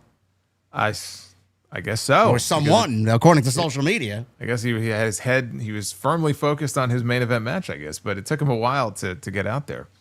Yeah, I mean, it's very repetitive. A lot of the stuff with the Vision has become very repetitive. It's one of the things I liked about Raw last night is how little of Seth Rollins we had. In small doses, I think that's best for Seth Rollins on TV. But as far as here, yeah, I mean, this is what I expected. I still feel like there was no harm in having Bronson Reed win this match. They wanted Roman to win, maybe because Seth was going to win in the main event, so they wanted to give people a babyface win. All right, whatever, I get it. But you could have given Bronson Reed a big win here and still did the exact same angle after the match where Roman beats up Heyman and takes the Shula Fala, and then they write him off with the injury angle. And now, not only does he want revenge for what they did to him post-match, but the first thing when he comes back is to go back after Bronson Reed, and then he could beat Bronson Reed. And then from there, he can move on to Braun Breaker. So instead, they had Roman beat him. In the big picture, it's not going to hurt Bronson Reed. He got his heat back when the match was over. But it's what I expected. And what did you think they were going to do? They were going to throw Roman off the Eiffel Tower set? I mean... No, they're saving that for John Moxley and Darby Allin to roll out. Oh, Darby would totally do that. Yeah. Yeah, absolutely. It's what I expected. You know, they played it. They played it very simple. Squash him a few times. That's how they wrote Seth off TV. They had, Reed give him 6 tsunamis. And so now he has fractured ribs and he's out indefinitely and he can go, film his movie. And we won't see him again until I think he's filming until the 26th. So, he'll pretty much be gone for the entire month and then he'll make and then those fractured ribs will miraculously heal in time for him to be back by the beginning of October. So that didn't bother me so much. It's just the length of it and how they just drag this out. Because again, you know what they do on these PLEs where these long, elaborate entrances. And on these shows where the fans are singing and everything, they milk every single chant, every song. They'll stand there. They'll look around. They'll acknowledge it. They'll smile. Well, if you base anything off this crowd, Roman Reigns is absolutely number one face of the company still, even though he's wrestling 5 times a year. Well, certainly on this show he was. Yeah. Cody Rhodes wasn't there, so would Cody have gotten the same reaction? I don't know. Similar, but I don't think bigger than that, no. No, but we don't see Roman as often, and there is something to be said for, absence makes the heart grow fonder. And so when you don't see him as often, and then you finally do, and again, they don't see him in France very often, so of course he was going to get a monster reaction. But yeah, I mean, the match didn't start until 15 minutes in, and then from there, they take their time with everything, and that's fine. I'm not saying rush through it and have 14 matches like an AEW pay-per-view, but there's got to be a happy medium here where we don't just kind of drag this shit out for so long. Again, I just can't get over by the time we got to the second hour of the show, we're only starting the second match. Yeah, it's crazy. I agree with you on the Bronson Reed stuff. I would have. This is WWE. They never take risks, and the one criticism about the company is that they're too fucking safe. The Bronson Reed beating Roman Reigns and then doing that attack, it wouldn't have done anything for Roman Reigns. I mean, Roman Reigns is going to come back and get the same fucking reaction after being away for a month. So I said I probably would have done that as well, but if they're going to have anybody beat Roman Reigns, it's probably going to end up being Braun Breaker. And I don't know when that match happens. If it happens later in the year or if it happens in Perth, I have no idea. You would think that it would happen in Perth, being that it would be a nice continuation from what we saw here, no? Well, I mean, there's no real need to run back him and Bronson Reed since he beat him. And he got his shoes back, yeah. Well, yeah, he got his shoes back and he was throwing them out to the crowd. Yep. You see the ring announcer or the timekeeper go over and cut the laces? I did. I was mortified. I'm like, what the fuck is he doing? I saw Liv Morgan on Twitter. He's like, Berkeley, what are you doing cutting the laces? What's wrong with you? I don't know, man. Yeah, it was fine for what it was. It was a solid open, and the attack did its job. It's Roman Reigns going away for a little bit, only to come back and get the same reaction. Same thing over and over again. Dexter Lumis and Joe Gacy, the Wyatt Six, they had a great entrance. Actually, France was singing their theme song as well, which was great. Uncle Howdy, Nikki Cross, and Eric Rowan. Nikki Cross showed face in this match underneath the ring against the Street Profits. I don't know how you felt, man. Listen, I've said this, and you may think I'm a fucking lunatic for saying this because SmackDown is awful, but I'm trying to find any good on the show as humanly possible. Carmelo Hayes and Miz have been the bright spot on a 2-hour dull SmackDown for the last 3 or 4 weeks. It's been dull longer than that, but trying to find some good there. And I think what they're doing right now as a tag team has really been good. It's a simple story to tell. You see where it's going. I'm glad Carmelo's on TV. He works well with the Miz. He put Miz in a big match situation. Most of the time, he actually shows up to work, and he does a good job. I don't know how you feel about them. I would have put them in this spot with the Wyatts instead of the Street Profits. Yeah, the thing with the Street Profits, if you notice at the beginning of the match, there was that moment where Angelo Dawkins put his arm out to stop Montez Ford from starting because he wanted to start. Yeah. And then I think, if I remember correctly, things didn't go well for Dawkins, and so Montez tagged out, and Dawkins didn't look very happy about that. And my thing is, at least with Miz and Carmelo Hayes, like there is a story that they have been telling slowly over the past several weeks.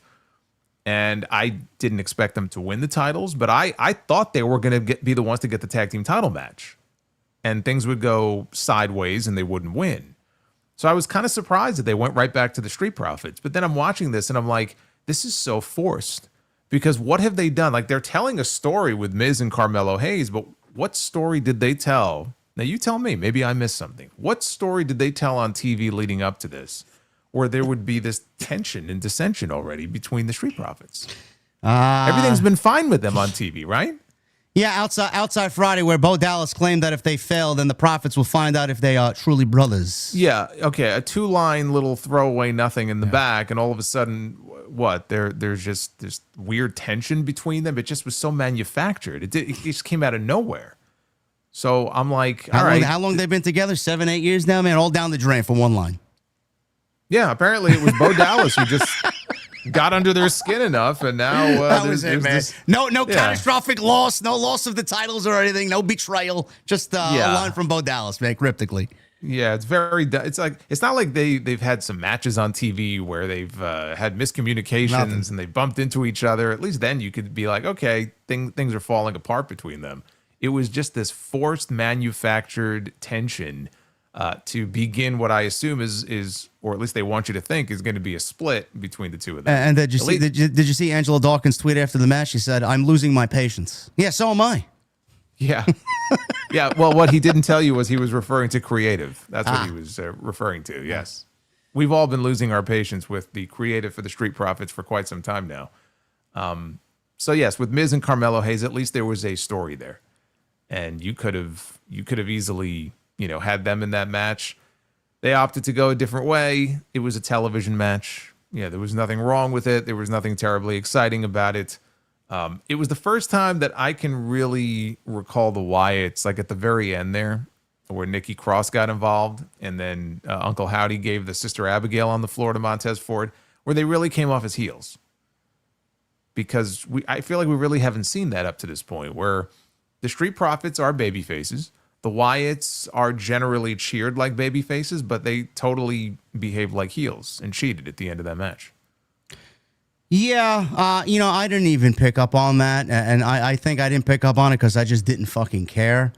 I don't know what we're doing with the Profits, though. Like, I really made a talking point out of this on my review. It's almost as if the tag team division now is probably the best thing on Friday night, and you're potentially teasing breaking up one of your better tag teams, not only on SmackDown, but in the entire company. I don't know what you do with them. They've been everywhere. They've been Raw Tag Team Champions, SmackDown Tag Team, NXT. They've been everywhere. But now that's the point. But now you want to break them up and do what? I don't want to call Angela Dawkins the Jannetty of the group. But what am I supposed to look at when I look at who's the star and who's not the star here? Well, when Montez Ford got hurt, remember a few years ago when he got hurt, Angelo Dawkins got a singles push for a while on Raw. Yeah. And he did It was really okay. well. Yeah. He was impressive. And so I think he could have a solid run. I don't see him as a main event player in this company, but I think he can be a solid, addition on the heel side, like in the middle of the card somewhere. Montez Ford, I still feel like Montez Ford, especially just the charisma that he has main event potential. Yeah. Is he ever going to be a main eventer? I don't know, but I feel like the potential is there for it. And they kind of teased that they were going to try him out in that role a couple of years ago, coming out of the Elimination Chamber, and then it all went away. And we just went right back to the Street Profits, and it was as if it had never happened before. So that was a little weird. But you just said it, dude. Like 7, 8 years, they've won tag titles on Raw, they've won tag titles on SmackDown. What's left for them to do? I mean, they're a good team, but they're stale. So I feel like the only thing left to do is to tease a breakup and then follow through and have them go their separate ways. Maybe that doesn't end up well for them. Maybe that doesn't end up well for Angelo Dawkins. But I don't know what else you would do other than move them to Raw. So then they would have some new teams to work. Because look, Raw could use the help. SmackDown, the tag division is strong enough where if they had to lose a team to send one over to Monday, you could do that. And so that might freshen things up a little bit for a while for the Street Profits, but then you're going to be right back in the same situation where it's like, they've wrestled everybody. What do you do? It feels like a breakup is the only thing left to do. Well, yeah. Usually when you feel something is about time to happen, it's time to do it. So it's been a long time. Yeah, there's nothing left for them to do. It just feels like right now is the best time to do it. I just wish that they would tell some solid fucking story to give the team a proper breakup, and I hope that this doesn't result in something quick and just uneventful to break up one of the better tag teams that you've had across your television show for the last 5-6 years. Like Heavy Machinery, the way they broke them up. I love those guys. Those guys were great. They were, Tucky. Yeah. But Tucky? yeah, I remember Tucky. How did they break up? I don't even remember, bro. There you go. I have no memory of how the breakup even went.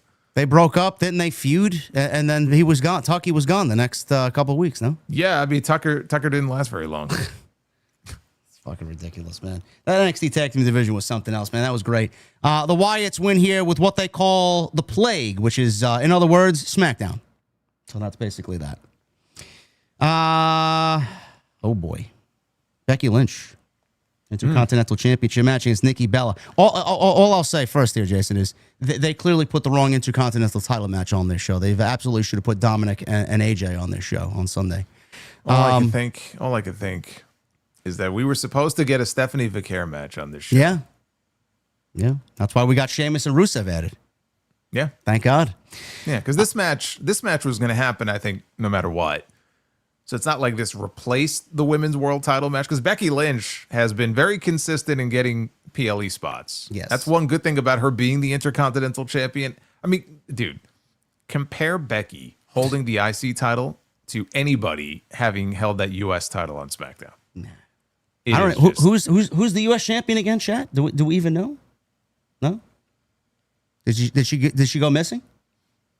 I don't Well, even remember she was who there. She was there on Friday, but her representative, got beat in 5 seconds. So. Oh yeah, she got nattied, huh? Or Vinci. No, Vinci. Yeah. Nattied. She got Vinci. One or the other. Did you get natty from?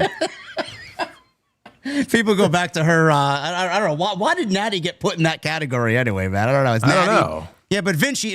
I said Vinci on Friday, man. I miss Vinci. He was great. He definitely did. I don't know what he did, but she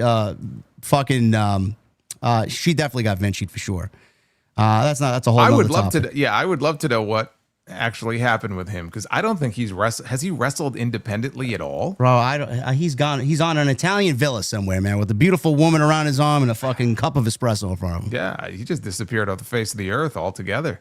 You know who's gone missing? Actually, 2 people have gone missing. I don't know where the fuck they are. I'm very curious to know where they have gone. Andrade and Rey Fenix, where are they?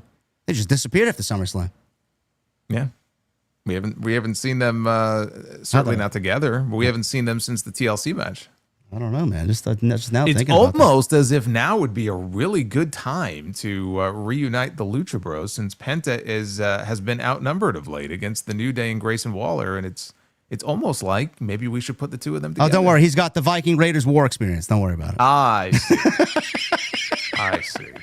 He's got the Vikings and Penta. Yeah. They have so much in common. Sure. I know you were a huge critic of this match, and I'm sure the Bella Army had their pitchforks and fucking flamethrowers out at you on social media. All I'll say before I give you the floor, man, is I've said this for weeks now. The promos leading up to this match were better than the actual match. It's not that the actual match was like fucking the worst I've ever seen, but clearly they don't work well together. And Nikki Bella is definitely in a sea of women that are so far superior to her. You're starting to see now why she is a true nostalgia act, and she just doesn't fit to the current crop of women, because she wasn't really all that great to begin with. She was serviceable, but she was serviceable to that era, certainly not to this era, and it definitely showed on Sunday night.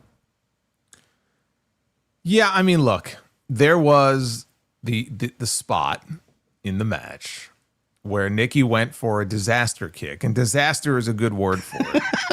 She went for a disaster kick, and it's funny because I watched it a few times, and before she sets up for the kick in the corner, she looked behind her to take stock of where Becky was, and then she turned around and she just went for the kick without actually knowing what position Becky was going to be in, and she completely whiffed on the kick.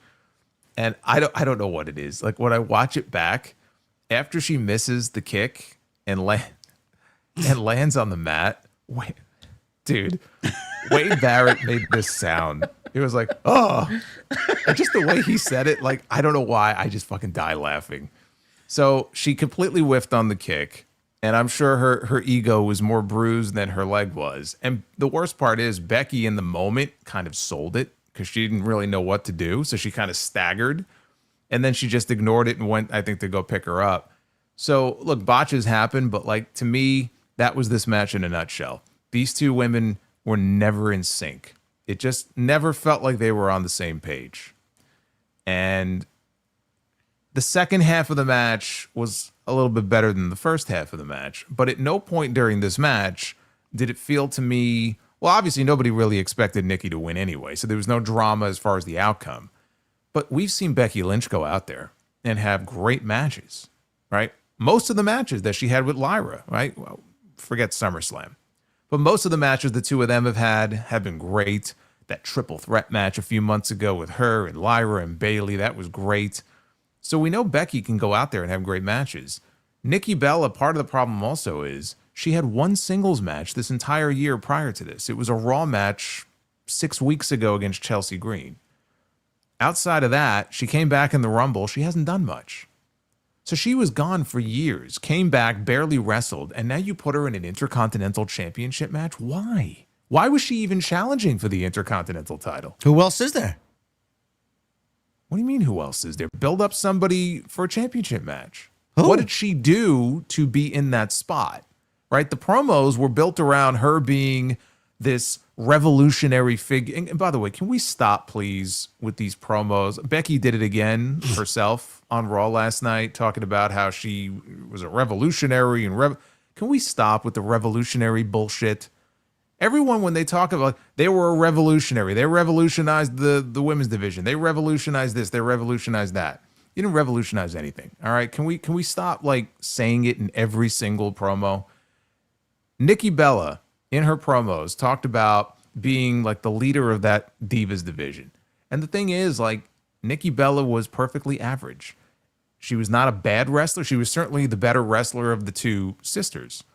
But if you for that era, if you compare Nikki Bella at her peak when she was Divas champion 10, 12 years ago, she's absolutely average when you compare her to the quality of the top women they have in the company now. There's no debate about that. Put her in the ring with a Charlotte Flair, put her in the ring with a Becky Lynch, put her in the ring with a Rhea Ripley or anybody else, Io Sky, anybody else that you want to. She's not at that level. And so all of these things conspired here, the ring rust and just her innate ability, and she's out there and you end up with a match like this, which did not need to be on this show. I understand that she has a name and she's from, she was the longest reigning Divas champion and all that stuff, but she really had no business being in this position to begin with. Well, and certainly storyline wise, I go back to what I just said. There was no reason that she was worthy even of challenging for the Intercontinental Championship because she hadn't done anything on TV other than just having a name. No, the only reason why this even made the card is because of Becky Lynch. The crowd was so lively for this show that when Nikki Bella came out, they couldn't even be bothered to care. So they booed. There were boos. Yeah.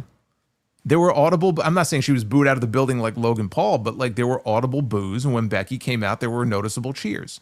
Same thing on Raw last night. That one segment that she had where she was in the back talking to Io Sky, when they showed Nikki Bella, you could hear the boos from the crowd. And I was very happy, by the way, because my fear was coming out of this that they were going to set it for a rematch. Oh, because I'm sure the two of them would love to run it back and have that back again and try to have a better match. And I thought for sure they were going to set up for like a TV rematch, maybe with a stipulation, which honestly, if they were going to do it, you almost need one of these stipulations with kendo sticks and all kinds of weapons and stuff to use. I was very happy they did not do that at all last night. They gave no indication that she's going to have anything to do with Becky from this point on. So that's great. It just didn't work. Some people, you put them in the ring together and it just doesn't work. And this was easily the weakest and the worst part of the entire show. Like, I don't think that's debatable, right? We're in agreement on that. Yes, this was easily the worst part. This was by far the worst match of the night. Yes, it was, and that's not usually the case when it comes to Becky Lynch matches. I'm just saying. I don't really care to see Nikki Bella on television again. I mean, if they got something that's very, very just rare appearance, like I don't want to say a one-off, but like just use her very, very limited in a very limited role. I don't need to see her on television, but Becky Lynch won with what Wade Barrett called the Lynch pin, that pin that she pulled out during Lyra and Bayley at Evolution. So, So that was basically it. What Nikki Bella does, don't really care. Becky Lynch, we'll get to her in a little bit because she is going to factor in one of the biggest matches that WWE puts on all year at WrestlePalooza. Good old-fashioned Donnybrook, Sheamus and Rusev. This match came at a very good point in the show because we got two very mediocre, one bad, one mediocre television matches on PLE. So Sheamus and Rusev at this point brought the show up back to where it needed to be. Like you said, Jason, I'm very happy for Sheamus and Rusev. Take nothing away from Rusev. I wish nothing but the best for him, and I want him to really get going because I feel like him getting back to WWE and what they had him doing on television was really just kind of not exciting at all. And can I say, honestly, his theme music is fucking awful. You hear it and you generate zero emotion towards it. I don't know what it is. They got to go back to the drawing board and do something else. That whole beginning... Dude, you can say that about Sheamus. Whatever, man. Rusev is just as bad, man. Those opening notes, man, it's like it's dead notes. What am I listening to? Yes, but no, the more egregious one is Sheamus. You know, I mean, what they've done and with Judgment him Day's theme. Oh my God, it's so fucking awful. Yeah, but what they've done to Sheamus, I mean, my God, you may as well just, I mean, give him the most generic Irish sounding instrumental theme that you could possibly come up with. It's just awful. It really is, and it sucks because he's got a lot of seniority in that company, and you would think that they would do right by him when it comes to that, and they clearly don't give a shit. Like, I know he was lobbying for so long to get his old theme song back, and then they gave it to him, and then they just took it away. I don't know why. I don't understand, man. It's like some people get their old theme music back, and some people don't. I mean, they've been doing this thing where you mentioned they're just taking CFO theme music and kind of rewriting it in the way of fucking Def Rebel. I don't know why they don't do that with Sheamus. What is AJ Lee coming out supposedly on Friday with? Light It Up, right? So why can't Sheamus get his old fucking theme music back? I would hope so. we might have the opening chord. What's the word that they'll throw in there at the beginning? I don't know. For Bayley, it's role model. So for AJ Lee, what would it be? Light It Up. I don't know. In that robotic voice, light it up. And then it's some generic garbage that we've never heard before. Oh no. Don't give them any ideas. Yes, Sheamus is fucking awful. Rusev is just as bad. But what I'm trying to say is their music. Yes, their music. Their music is awful. He's not saying Sheamus is fucking... Not them. Their music is awful. Never would I say that about Sheamus. Sheamus is one of the more consistent performers, not only in WWE, but in the entire business, in my opinion. Every time he goes out there, I think he just has great matches. At his age, it's a fucking unbelievable thing to see. Rusev, I hope he comes along because this was the feud he needed. Hopefully WWE kickstarts him into the next phase of what needs to happen. We'll talk about what I think they should do with him after this. But this was a great match. They went 20 minutes. Typical Donnybrook stuff. Kendo sticks, chairs, shillelagh. They got the bar top outside that was obviously built from IKEA because it snapped. This was right up your alley, man. They had a bar there at ringside. They had the Irish barrels of whiskey. I know. It's Grandpa's bar there, man. It broke pretty easily. Sheamus went through the front end of it, which could have been a disaster because his head came very close to hitting the side of that contraption. And then they had the beer barrel or the whiskey barrels, and they had strapped them together, so there was a multitude of them. And Rusev had this great spot where he did the accolade on top of the whiskey barrels. And then great visual. Yeah. They did that spot where they jumped off through the tables down below that were set up earlier in the match. And Sheamus did a white noise through the tables with Rusev. This was a great match. Really got the crowd into it. Honestly, the crowd was getting more into it after the Brogue Kick. And I wish they would have went at least another 5 minutes, bro. I felt like the match ended a little bit too quick because the fans were really getting into it. But that spot with the shillelagh and the accolade choking him out with the shillelagh in the mouth. Rusev got the win, and I thought this was exactly what the pay-per-view needed after two dull matches. Yeah. I mean, if people were kind of dozing off a little bit after what they had just seen, this woke them right back up, and they were chanting, "This is awesome," and they were into it, which was great to see. And again, I love the visual of Rusev giving him the accolade on top of the barrels, and then of course he did the white noise down through the Slim Jim tables down below. I thought lengthwise it was fine. It was exactly what I was expecting it to be. I mean, maybe, who knows? Maybe they shaved a couple minutes off because the the opening Roman Reigns hour went a little long. Maybe. You never know, but no, this was great. I thought this was great stuff. The fans bought into it. And again, with this Donnybrook stipulation, you know what to expect. You're going to have the shillelagh, you're going to have the kendo sticks, you're going to have all the usual stuff. You just have the addition of the barrels and the bar. That really is the only difference. It's your typical no DQ, pinfall or submission win only match. So they made the most of it, and good for them. I would like to see them, especially Sheamus, get more love on these PLEs. Now, Sheamus loses nothing by losing. He's the gatekeeper at this point. They have him in that gatekeeper role. Rusev needs to get something going, and what I was hoping for was, we just talked about Wardlow coming out of Forbidden Door and how important it is to follow up on that very next show. I felt the same way about Rusev, where he just got this big win. He won the feud against Sheamus, and so I hope they have him on Raw, and I hope that they do something with him on Raw and maybe give an indication of what's next. They aired a video. And he said a lot of the same stuff we hear him saying in these videos. He did make the comment about Sheamus, maybe now we could be friends, and almost making you think they might end up being tag team partners. But then in the very next breath, he said, as long as you understand that your place is beneath my feet. Yeah, they got my hopes up, God, that doesn't sound like these two are going to be friends again.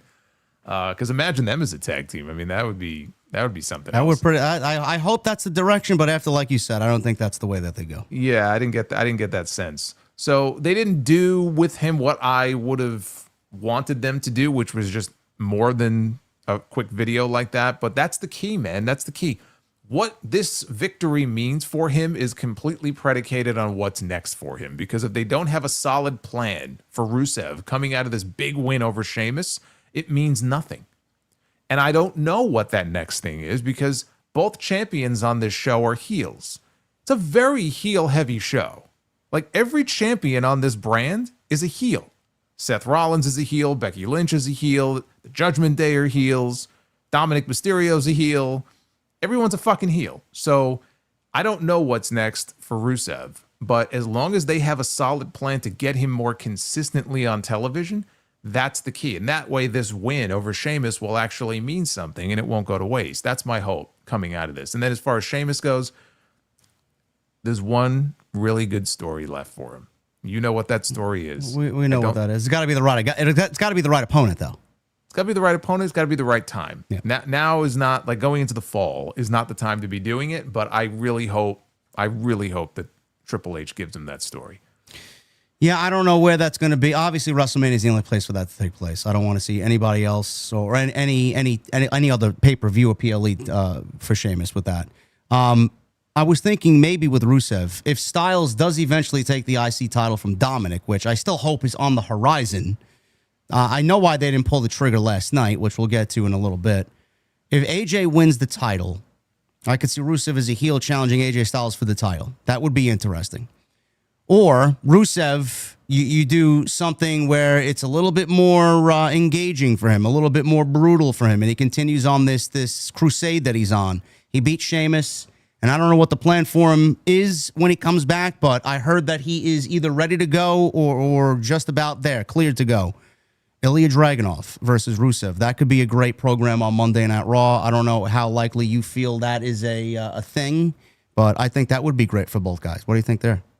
I think that would be a fun match. I think Dragunov and Sheamus would be fun too. Yeah.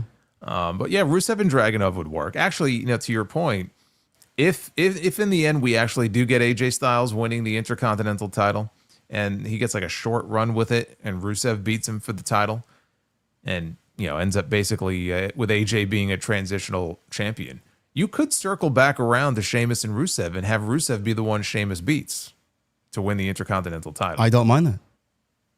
I wouldn't mind that either. Yeah.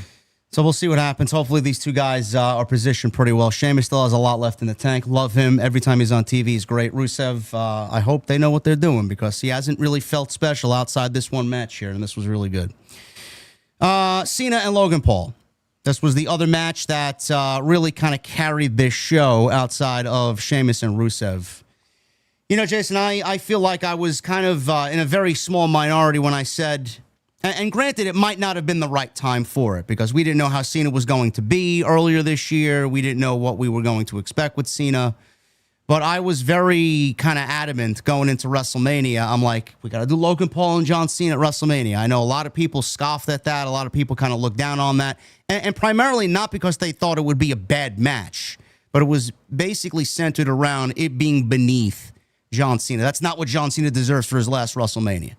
Well, I mean, it might not have been this kind of match at WrestleMania because, again, we don't know what was going to go into that match and how the feud was going to materialize and what the actual in-ring match was going to be. But if there was a fucking match between these two guys that was ever going to happen at a WrestleMania, they certainly delivered a WrestleMania-like performance here in Paris, France. This was fucking great. And the reason why this was great is because Cena, again, showed you that outside the Cody match, he still has a bunch of surprises left. He went 26 minutes here. He went 35 minutes with Cody. I didn't really think that was even going to be a fucking thing. A lot of it has been kind of hidden behind the smoke and mirrors of this heel run because he had to play the bad guy and he had to do bad guy things. Man, did I fucking hate that. If we got this for those months, we would be looking at an all-timer John Cena year. And I'm sad that we didn't get it. But on the flip side, I think seeing the heel run and then going into this babyface run, it's making us really appreciate John Cena even more coming out of what we got. So I'm going to take the good with the bad here. This was fantastic. Logan Paul is great. I don't know why he doesn't get his flowers as much as he should. He was such a great heel for Cena, and Cena played off him so well. The promos were great. The match was great. This was just a lightning in a bottle situation. Didn't think it was going to end up being this good, and it was fucking great. Yeah, I mean, the two best matches of Cena's retirement run all come within the month of August. So that says a lot because there were a lot of people, myself included, who were watching the Cena from earlier this year or even last year in previous appearances and saying, he looks pretty washed. Yeah. You know, I mean, it just that's how he looked. So with the right opponent, he's showing that there is still life in there as far as the old, John Cena is concerned. And also, he was doing stuff in this match. He was intentionally, using spots and moves from old opponents. And even on commentary, they acknowledge, that uppercut that Logan Paul just gave him is Cesaro-like. And then later in the match, Logan hit a zigzag, and they said, it's the zigzag. And then poor Baron Corbin, of course, Cena used the end of days, and they wouldn't even mention what it was. I think Barrett said, it's a flatliner. A modified flatliner there. It's like, yeah, okay. And then Corbin had to go on social media. I'm so glad that John Cena used my finishing move. Yeah. And then the guy kicked out of it too. So, but he was putting things in. Then, of course, he's busting out of fucking Angel's wings, which I don't think I've ever seen him use that move before. He did the double underhook. I'm like, what's he doing here? And so then that was weird. And then the Styles clash. And I think he even said in the post show, like that was not by accident that those spots were in that match. So that was a callback to some past opponents, which I thought was cool. He busted out a Code Red. He did a standing Rana. I think it was in the match with Cody where he used the old top rope leg drop. He did. That we used to see him do. So yeah, we've seen a different side of him in these last two matches that really. It's fun to be able to see him go out there and do stuff that I just didn't think he was capable of doing anymore, even as a babyface. It's not just that he was working as a heel, but even as a babyface. I haven't seen this version of him in a very long time, and he's only got 8 appearances left. That's not matches, but like 8 appearances. So, the people that he works with from here on out, hopefully he can churn out some more performances like this. We know who the next in line is going to be for him. That much is clear. And then let the debate begin about who the final opponent is going to be in December. We'll have plenty of time to talk about that. I got a few names in mind myself. But this was great. I mean, this is the best match on the entire show. Logan Paul held his own here, more than held his own. And he was the MVP of that tag team match at SummerSlam. So 2 really special performances from him in the month of August as well. It was also a John Cena match in that how many fucking times is he going to go for the attitude adjustment in one match, right? He did less here than he did in the Cody match. But he's still, though, like it's become a staple of his matches where he attempts it, the guy slips out, or he hits it and the guy kicks out. So we got a lot of that in the match too. But they work really well together. And I never doubted that Cena would win. I think that's the right call. Just because he lost the title, I think it would be a mistake if he just went out there and just put everybody else over for the rest of the year. Because I really believe when you put over everybody, then you put over nobody. So he needs to win. I think he will probably lose in his retirement match, which I would agree with, and I think that's fine. But I'm glad he won. And now he moves on to a much bigger challenge in the next few weeks. Another blast from the past. But this was great. This was 26 minutes. I don't want to say I was never bored during the match. No. Could they have shortened it a little bit? Maybe, but it was 26 minutes, but it didn't necessarily feel overly long. No, I had fun with this. The only criticism I have as far as Logan Paul's performance, and this is something that has kind of bothered me quite a few now, is his version of the buckshot lariat. He's either going to tear a ligament in his knee, or he should just stop doing the move because it just doesn't look good. There's this flip from the ring, from the apron into the ring, where he lands the landing so fucking hard, and then I feel like he's going to injure himself. And then there's this momentary hesitation from when he lands, and then he actually delivers the clothesline. It just looks bad. And I know MJF called it out, saying that he had a better buckshot than the Crooked Cowboy, which was great, and that went viral. No, he doesn't actually. But I get what he's going for. He's just being a prick on the line. I wish he would omit that move, bro. I don't know if you picked up on that or really just kind of noticed that as far as his arsenal. It just looks bad. I've noticed that for a long time. That's not the first time that he's done it that way. You know, where he sticks the landing very hard. Yeah, it was more egregious on Sunday. It was fucking bad on Sunday. And then he stands there for a second or two, and then launches himself. So if you think about it, the whole premise of the buckshot lariat is kind of pointless. So in this case, it just feels even more pointless. Like, why are you even bothering doing the flip in the first place? You know what I mean? Like, there's no need to do it if it's going to look like that. But that's also kind of Logan's shtick, where he jacks a lot of moves from other people. So we see him, the frog splash and the buckshot, and he's done that with a few other moves too. But for the most part, his stuff looks pretty smooth and pretty crisp. I'm a big believer that if you are going to do a move and not do it as well as the person whose move it is, you shouldn't be doing it. And that goes for any move. If you can't make it look as good or better as the person who, it kind of is known for doing it, then why are you doing it? Yeah, we're looking at you, Rollins, with that fucking pedigree, bro. Stop. Or anybody who does the sharpshooter. Since Bret Hart and Sting, pretty much almost anybody who does the sharpshooter, the Scorpion Deathlock, whatever you want to call it, Rock, I'm looking at you. You probably should just not do those moves. Or everybody that does the tombstone pile driver and everybody kicks out of it. Give me a break. Come on. Well, I'm talking more in terms of they have no control over that. I'm talking more in terms about the execution of the move and how it looks. Very few people I see use a move like the sharpshooter and make it look as good. But there are other people who will do power bombs and all kinds of moves. And, if you can make it look good, great. If not, don't do it. Just don't do it. For all the Logan Paul naysayers out there, do you see him as a future WWE champion down the line as long as he sticks to it? Or a world, not necessarily WWE champion, but a world heavyweight yes, champion. Yes, I could see him one day being a world heavyweight champion, not holding the WWE title. Okay. I think that's... To me, if you're going to hold the WWE title, to me, that's the guy. Yeah. Like, in their mind, that's the guy. I don't see him being that guy. All right. But I could see him being a world champion at some point. A secondary guy. One of the guys. Okay. Not the guy. I agree. I think he should get to that point at some point. Main event here. Rollins was interviewed by Jackie Redmond before, and as you guys know... Wait, hold on. Yeah. That's a great... I'm glad people brought that up. To the point that I just made. All the people who do terrible fucking spears, including Jey Uso. That's a great example of what I was just talking about. Yeah. Like, if you can't make it look good, don't do it. It's like he does a half a spear. What the fuck is that? He just throws his hug right into the midsection.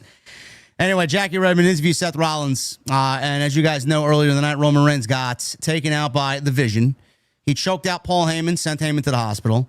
Braun Breaker and Bronson Reed, for their actions, got ejected from the building and suspended. And if they came back, they would be suspended indefinitely. So that was Without pay. Without pay. Yes, can't forget that. Without pay, without their fictional monies. Yes. So Rollins was at this alone. So he said, "I always am 2 steps ahead." Okay, we didn't know what that meant. So there was rumors going around, Jason. I don't know if you picked up on the rumors. Obviously, the discussion was: is it Ricky Saints getting called up? Is it Ethan Page getting called up? Maybe Austin Theory's the 4th member. And then we saw people tweeting Tony D'Angelo from NXT, the Don. He was in Paris and he took a picture of himself, a selfie in front of a mirror, and the location in the Instagram story was Paris, France. Yeah, I saw that photo. He's on the old rock diet, it looks like. Yeah, he looks good. Boy, he's gigantic in that photo. I don't know what he's been eating. He's been eating his oats apparently, but yeah. I mean, that would have been I think disappointing. A little odd. Yeah, I agree. Yeah. So we didn't really know what was going on. That sparked some speculation before this match. Before we get to the ending, which is really the only talking point in this I really care to make. The match itself, Jason, kind of disappointing with the talent involved here. Rollins and Punk were part of one of the greatest triple threat matches in company history at WrestleMania. So you would think, at least with both of their inclusions, this would have been a lot better than it was. It wasn't like this was bad. There was just nothing memorable coming out of this. And I think a lot of that kind of hindered on the fact that I don't think anybody expected Seth Rollins to lose the world championship. So we were all just kind of waiting for the ending and who's going to show up and help Rollins win the championship. So I think that this match suffered a lot from that. The only spot here that I could really say is memorable is the LA Knight elbow drop off the top rope through the table that ultimately eliminated him from the match. There was a spot with LA Knight shoving Punk through the table that didn't really break. It kind of half broke, and that was a payback for what happened on Monday Night Raw a couple of weeks ago. So I don't know how you felt about this. I just felt like it was just there, and we'll get to the ending after we get your opinion on it. I didn't really care for this, and I think Rollins was obviously the right winner here. Yeah, I didn't think it was really anything special. It just never got out of first gear for me. So for a PLE main event, I was just expecting more. You got 4 guys out there, and they're all very talented in their own way, and it just, I don't know, even the crowd didn't feel quite as up for it as it did like the Donnybrook match or the Cena match. So it was missing something. It was serviceable, it was solid enough, but it just didn't rise to that level of like a big PLE main event. So it was fine, but it just really wasn't anything special. And then the ending happened, and we got Punk about to do the GTS. He delivers the GTS, and then Rollins bounces off the ropes, and Punk is on his knees, and Rollins falls on top of Punk's shoulders. The same ending that we got on January 6th on the debut of Netflix from Monday Night Raw. That's the way he beat Rollins there. But in this case, a hooded figure came out from behind and low-blowed CM Punk. Now, this was not Tony D'Angelo because this person was obviously too thin to be Tony D'Angelo. It wasn't any of the other men I mentioned either. And it was revealed to be Becky Lynch. And Becky Lynch low-blowed CM Punk, and then that led to the end. Or I know you like this name. As some people say, it's the Marina Shafir of the Seth Riders. Yes. Who interfered here at the end of this match. Yes, Becky Lynch helped here. Rollins stomped Punk's head into a chair for the 1, 2, 3, and we all wondered if Becky Lynch was now the 4th member of The Vision.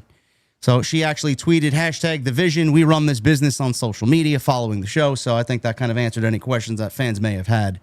The only thing I would have done differently here, Jason, is I wouldn't have had her come out in a hood. I think it would have been a little bit more of a like, oh shit, it's Becky Lynch. What is she doing out here type of deal. I felt like the fumbling, getting the mask off and kind of revealing who she was kind of, it took just a little bit away from the moment. I don't know if you would have went about it a little differently. That's the only thing I would have changed here. But this is something fans have really talked about wanting to see happen for, I think, the duration of being of this group being a thing. Like everybody yeah, really. Really? Like, yeah, if you're going to talk about someone being a member, it should be his wife. But I don't know. I haven't heard people really clamoring for her to be part of this group. I mean, yes, it's a natural thing, but I wouldn't say that this is something people have been asking for or clamoring for. I think maybe in the way of Paul Heyman being affiliated with a female. And guiding a female, or a female being in the ranks of Paul Heyman. Yeah, I mean, people have been asking, or years ago, they were asking, are we ever going to get like a Heyman girl? Yeah. Some people thought it was going to be Ronda Rousey at one point. Look, I don't dislike the move. I actually like the move. And I think that when Vince McMahon decided to pair them up on TV as baby faces, it made them, I don't want to say less cool. I don't know if people were looking at Seth Rollins at that point even as cool, but it did a lot of damage, especially to Becky, because Becky did have that cool factor, and it was totally uncool, and it did not work. Well, they just began their relationship then. They didn't want that to really be in the public spotlight over what they were doing on television. They didn't want nobody to know that. Regardless, they put them together on TV, and it actually did damage to both of them. This is different because now they're heels, and it just works better. And I like the idea of Becky being like a full-blown member of this group and having a female voice in there. And it actually works if Heyman's going to be off TV for a while with his throat contusion, and we're not going to see him for at least a few weeks. Is that what they said he has, a throat contusion? They said he has a contusion on his larynx is the injury. He's fucking ridiculous diagnosis, man. It's ridiculous. Yes. So I like the idea of her being a part of this group. I think she's done really good work with this heel character over the last few months. And so I was in favor of the move when I saw what they did here, and it does make sense. And then even more so when you hear what she said in her promo on Monday. So the match itself was really nothing terribly, it wasn't a bad match, but it just was nothing terribly special. That was the big shocking moment there at the end. Because there were a lot of rumors of as Brock going to show up on the show, maybe after the Cena match. Everyone comes up with their own ideas of what's going to happen on these shows. But this was the big shocking conclusion that thankfully they did follow up on in a major way on Raw last night.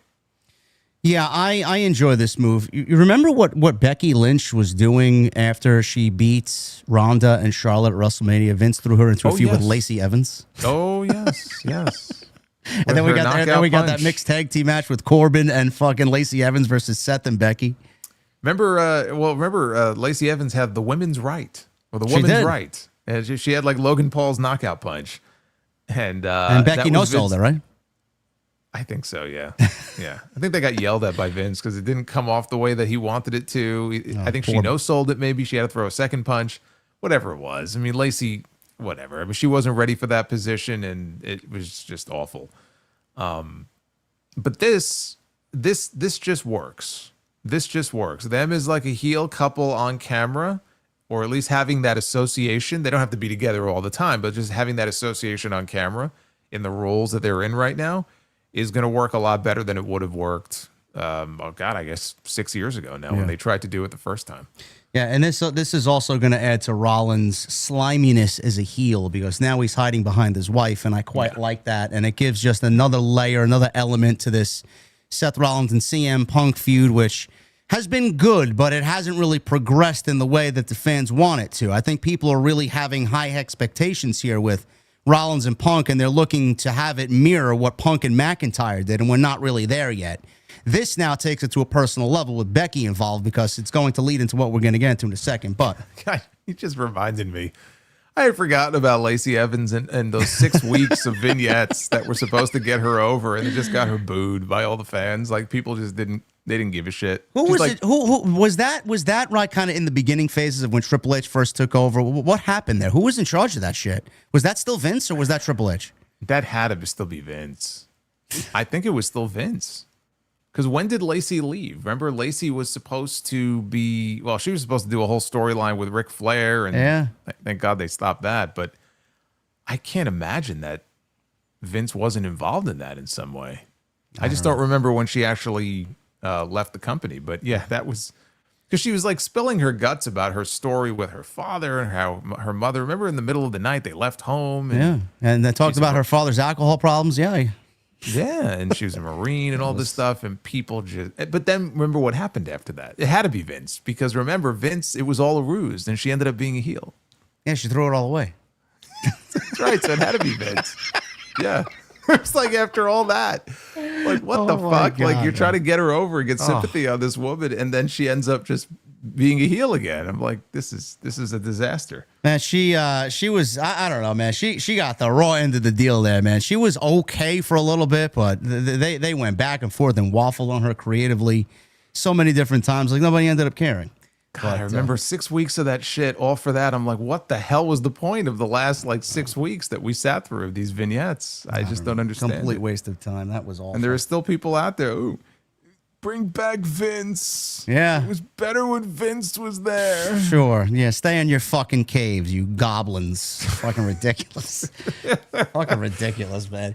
Unbelievable, man. But he celebrated his 80th birthday at Gotham Hall in New York City. So God bless him, you know? Yeah.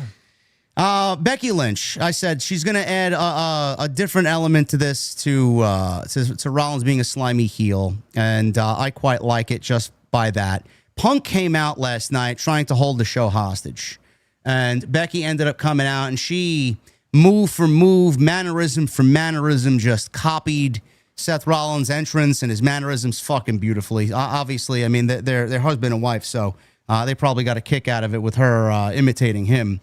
She comes on out, and we get a great face-to-face that I thought this was one of the best segments on Monday Night Raw all year. This was great. So Punk says he sees where this is going. He doesn't really want to really engage in Becky because he doesn't really have a problem with Becky outside of what she did on Sunday. It's more about him wanting to get Rollins and getting the World Championship back. But there was I don't know how you picked up on it, Jason. I looked at it as Punk didn't come out all guns blazing like he usually did. Like after WrestleMania, he went crazy. And he cut a very emphatic promo. He called out John Cena, Ball Fraud, The Rock. He went fucking ballistic. And we didn't get that type of promo, not yet anyway. But he was more a little subdued because he had no problem with Becky, but he wants Seth. And Becky was the one to bring that out of him, and she's poking the bear, and she's mentioning that they were chanting your name in my matches for 10 years, and.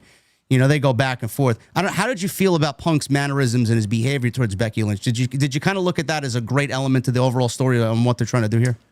I mean, I just read it as, look, my beef is with your husband, not with you. And obviously, I'm not going to put my hands on a woman, so I'm going to control myself here. I'm not going to pretend like Hangman Page is standing in front of me. I'm going to control my emotions. And then she just kept pushing his buttons and getting under his skin, which she's very good at. In this role that she's in. So I like the way that they set it up, where Punk was being as calm as he could possibly be. Rollins is on the stage smiling because he's, all the way over there. And he tells him, hey, if you want me, I'm over here. Come get me. And Punk goes to leave and Becky steps in front of him. And then he goes to go the other way and she steps in front of him again. And this is the thing, in modern day look, if this segment would have happened 30 years ago, she would have eaten a GTS. And she would have been laid out in the middle of that ring. But you can't do that now. So, and there are some people that don't like that. That when Rhea Ripley was still a heel in the Judgment Day, she was beating up all the guys, and the guys couldn't lay a finger on her. I think the closest we came, she had that. Didn't she have a match with Tozawa, I think, on TV once? That was like the closest we came to like a Rhea Ripley match with one of the male members of the roster. Because no one's able to fight back or defend themselves or do anything like that. So they just stand there and take it. And that's what Punk did here. She starts smacking, and she's smacking the shit out of him. And she's pushing him and smacking him, and Punk is getting madder and madder and madder. And she's just doing everything she can to get under this man's skin. But it was all to build to that moment at the end of the promo where he made that comment about, you're going to regret putting your hands on me. And I think at that point, even before the backstage stuff, when he brought up Chicago on Friday, like when he made that comment, it was clear as day, like what they were building to. And I think, and the fans knew it too, because when he said the line, everybody reacted to it. So I thought the way they did this was great. They both played their parts, perfectly. And it just set things up exactly the way they had to for what we all know and believe is coming. So it set the stage great. It was the best segment on the show last night. So CM Punk goes to Adam Pearce looking for Seth Rollins. Seth Rollins had already left the building. And CM Punk looks at Adam Pearce and says, where's SmackDown this Friday? Chicago. And then I didn't hear it. Maybe you heard it. But I thought he said tremendous. People were saying that it was another play on words for him, and he said tremendous. I don't know if that was legit or not, but... I think people are... I think people are embellishing? No. Okay. That sounds ridiculous. I don't know. It's Punk. Who the fuck knows? I don't know. He said, I didn't read it that way. I mean, I have to go back and watch it now, but like, no, he said tremendous. He patted him on the shoulder and he walked off. So yeah, if you didn't know before that, at that point you knew. And here's what I'll say about this. Forget the Fightful report and PW Insider and whatever they said today, right? Just coming out of Raw last night. If this was going to end up being anybody but AJ Lee in this situation, it would be an epic fail. And I thought maybe they were setting up something as like a fallback plan in case things weren't yet rock solid with that segment in the back when Punk met up with Rhea Ripley. Because they had that brief interaction in the back where Rhea was like, man, I'm sorry, about what you're going through.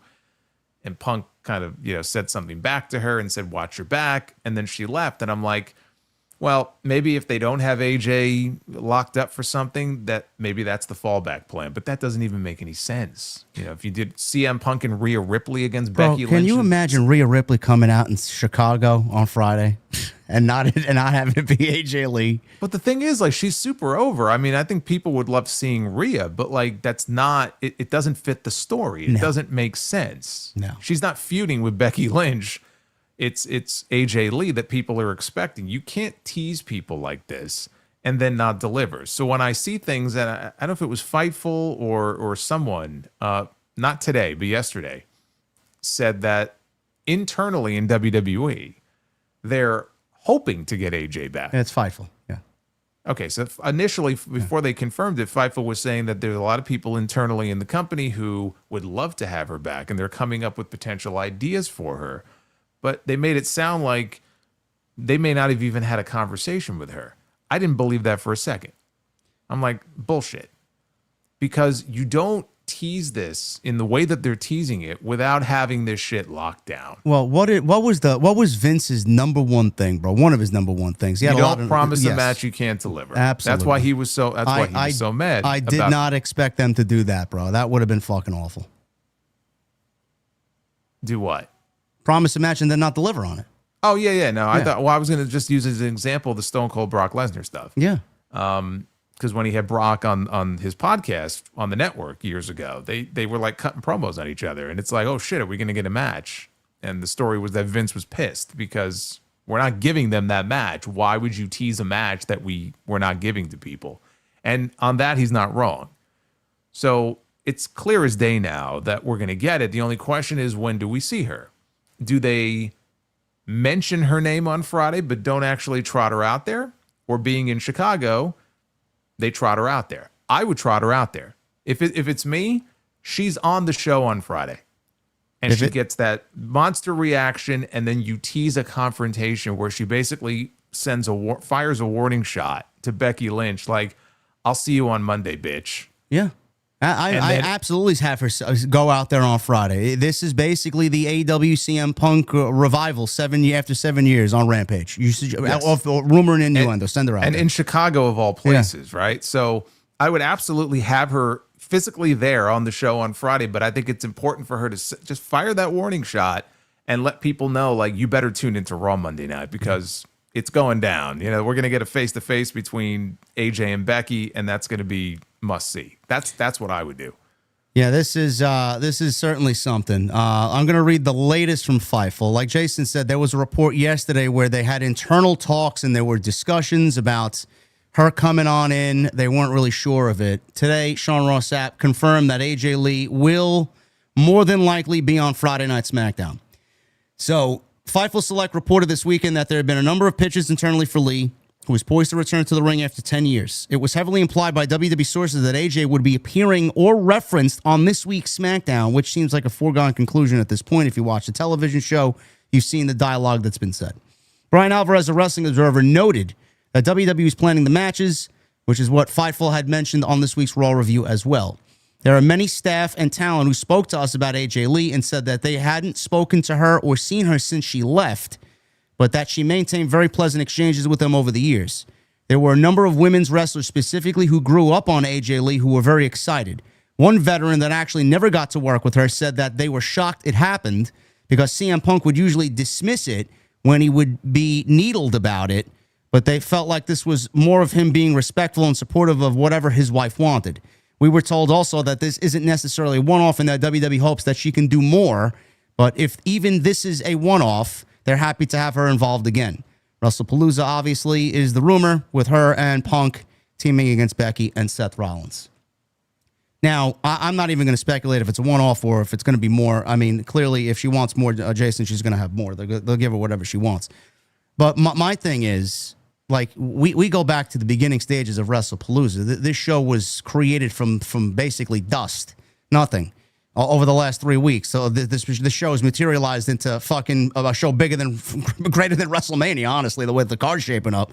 September 20th is going to be unbelievable.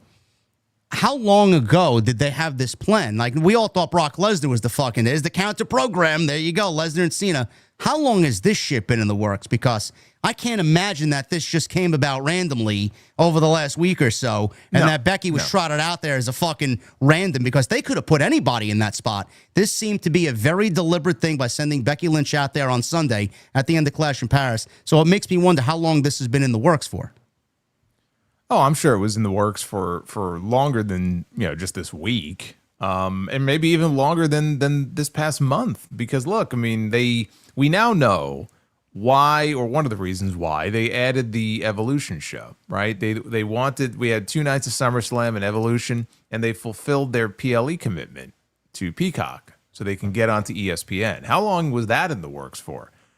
Because it's not just competing against All Out that night and trying to smother AEW. This is their first ESPN show. So they want to make a big splash on this show. So some of these matches, I do wonder how many months that some of the matches that we're going to see on this show have been in the works for. Because I think in some cases, it's probably been in the works for a few months. Or at least they had the idea that, hey, why don't we do this? And then we'll pursue it and see if she's open to the idea, and then we'll just kind of go from there. So I think it goes back more than just a couple of weeks. I think it might go back a couple of months. And now you look at this card, and there's only one match confirmed for the show so far, which is, for the vacant championship, which I'm sure we'll talk about here in a second. That's confirmed. We know that's happening at WrestlePalooza, but every other match that people are speculating about is all just speculation at this point. But you look at the card, right? John Cena and Brock Lesnar is absolutely going to happen on that show. Cody Rhodes and Drew McIntyre is probably all but guaranteed on that show. I assume Cody will be ready to go and available by then. There's your WWE Championship match. We saw a potential Usos reunion on Raw last night. Yep. That's likely going to be a match on that show as well. We know we're going to crown a new Women's World Champion. That's guaranteed on that show. So that's on the card as well. Speculation, maybe Rhea versus Asuka. Well, I was wondering because it would be very strange to have back-to-back PLEs with no Rhea Ripley. I know. They have to have her on this show.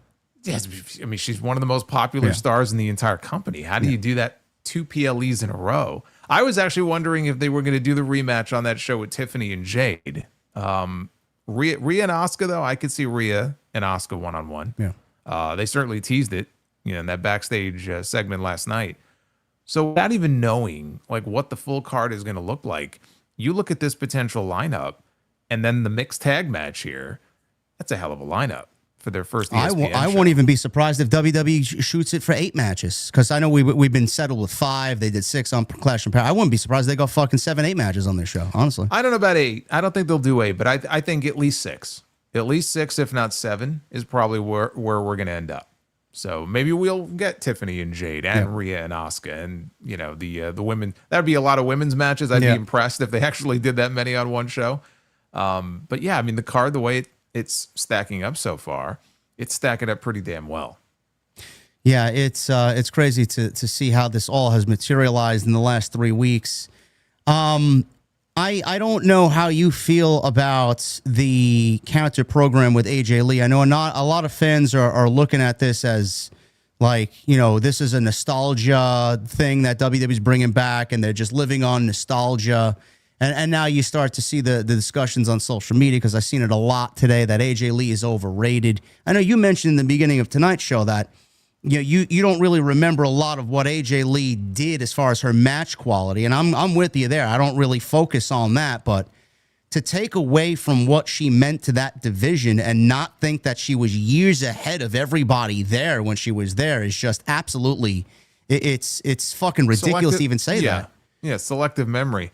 I mean, the thing with AJ, like if you asked me, name the best AJ Lee matches, honestly, the two that come to mind, she had a pretty good match from what I remember with Caitlyn. It was on a Payback show. That was when she won the Divas title for the first time.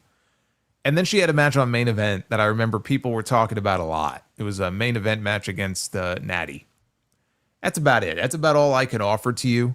It wasn't a case of AJ Lee was known as some great in-ring performer, right? She was fine. But it was her personality. It was her character that they allowed to develop on TV to the point where she was in main event segments every week. She was in main event segments with CM Punk. She was in main event segments with Bryan Danielson. They made her the general manager of the show. That told you right there that the value that they saw in her, that she was a featured performer on the show in the main event on most weeks. That's what she's remembered for. Some of her promo work, not just the Divas pipe bomb, but like she was a pretty good promo. She was a better promo than most of the women, if not all the other women in the division. That's what she's remembered for. And that's the version of AJ Lee that gets people excited. Oh, now she's got a rival in Becky Lynch that she could go after on the mic. Forget the in-ring stuff. Like, this could be fun. If they let her loose and they really go at it, on the microphone back and forth, like that could be fun. That's what gets people excited. That and the fact that it's been 10 years. And again, absence makes the heart grow fonder. People have been waiting for her to come back for years. Every year the Royal Rumble goes by, people are asking, is AJ Lee going to be there?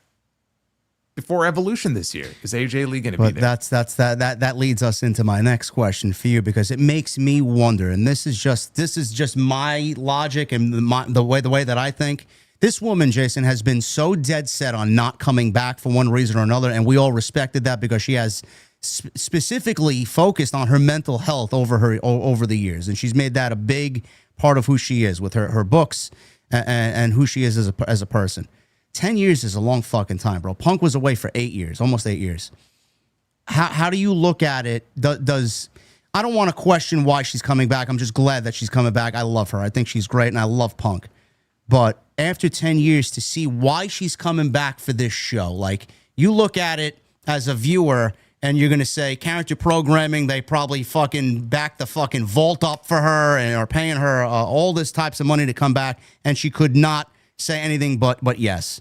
Is it a case of they offered her way too much money to come back and she could not resist it, or is it something that you feel is the right time for her to come back amidst all this character program? Because I know the fans are going to look at it in one way and not think about she wants to be back for her own sake and she wants to end her career the way she wants. Which do you see here? Because it's definitely going to spark a lot of discussion. I mean, I can't get in her head and tell you for sure. I don't think it has anything to do with counter programming or anything like that. I think, honestly, I think that she sees an opportunity to do something fun with her husband. This is the perfect storyline scenario for her to come back and actually work with CM Punk on TV. Yeah. So if it is going to be a one-off, she gets to work with her husband on TV. And I think that's probably something that interests her and that she thinks, oh, this could be fun. This is like the perfect story for me to come back to. And it's a test, because if it goes well and we do the match and the match goes well, maybe we could do more. Maybe we'll see her in the Rumble. Maybe they'll come up with a WrestleMania storyline for her.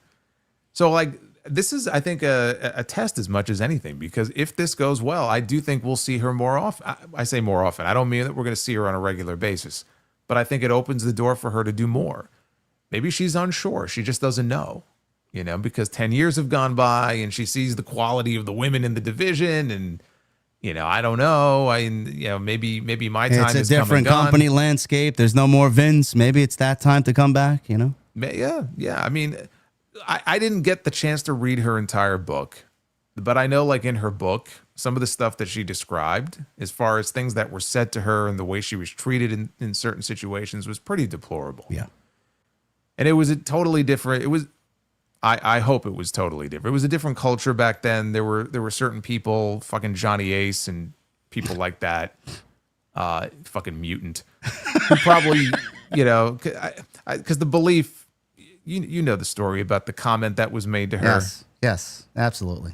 Which is, A, just ridiculous. number one, and two, just fucking disgusting. Well, we know Johnny Ace doesn't have good taste in women, so I'll just leave it at that. Fuck yeah, I mean, well, no, I mean, he made a comment to her once, according to her in her book, and I think it was him. I don't know if she tied his name to it specifically, but the belief it was him. That she wasn't, fuckable enough to the audience or something like that. Which again, just like what a fucking thing to say to somebody, by the way, ridiculous in a professional environment. So she had some experiences, obviously, her first time working there that were not so great, even though she got a nice push there for a while. So who knows, how much that weighs on her. Obviously, things are different now. Some of those people aren't there anymore.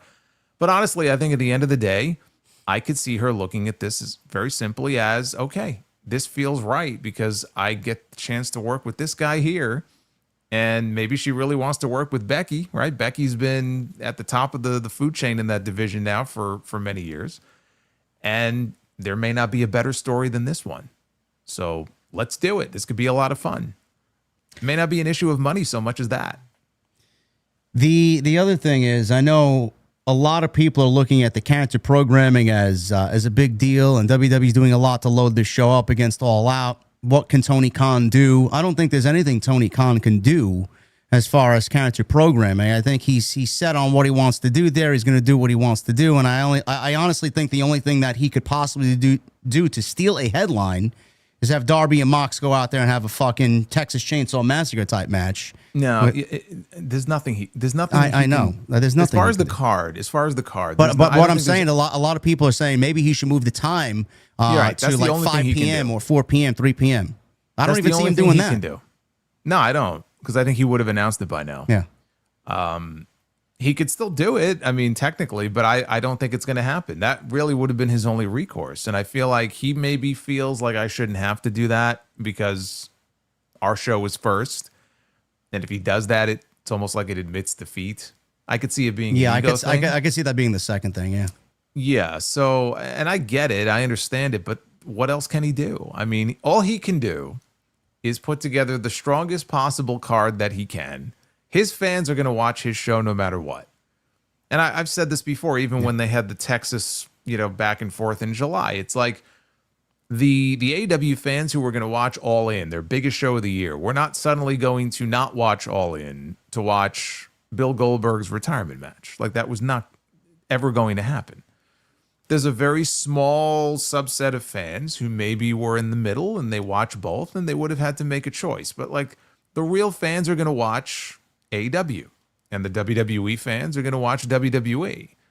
And then there'll be people like you and me who do what we do, who will have to make a decision about what we're going to watch. So, but I think that's the minority.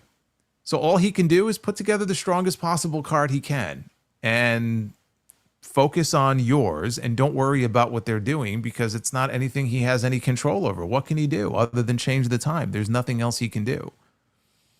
I don't know. I said this. There's nothing he can do. I think it's going to be blood and carnage and gore. That's the only thing he's going to try and steal a headline with. I even floated around the idea that maybe they do a women's blood and guts match at their show.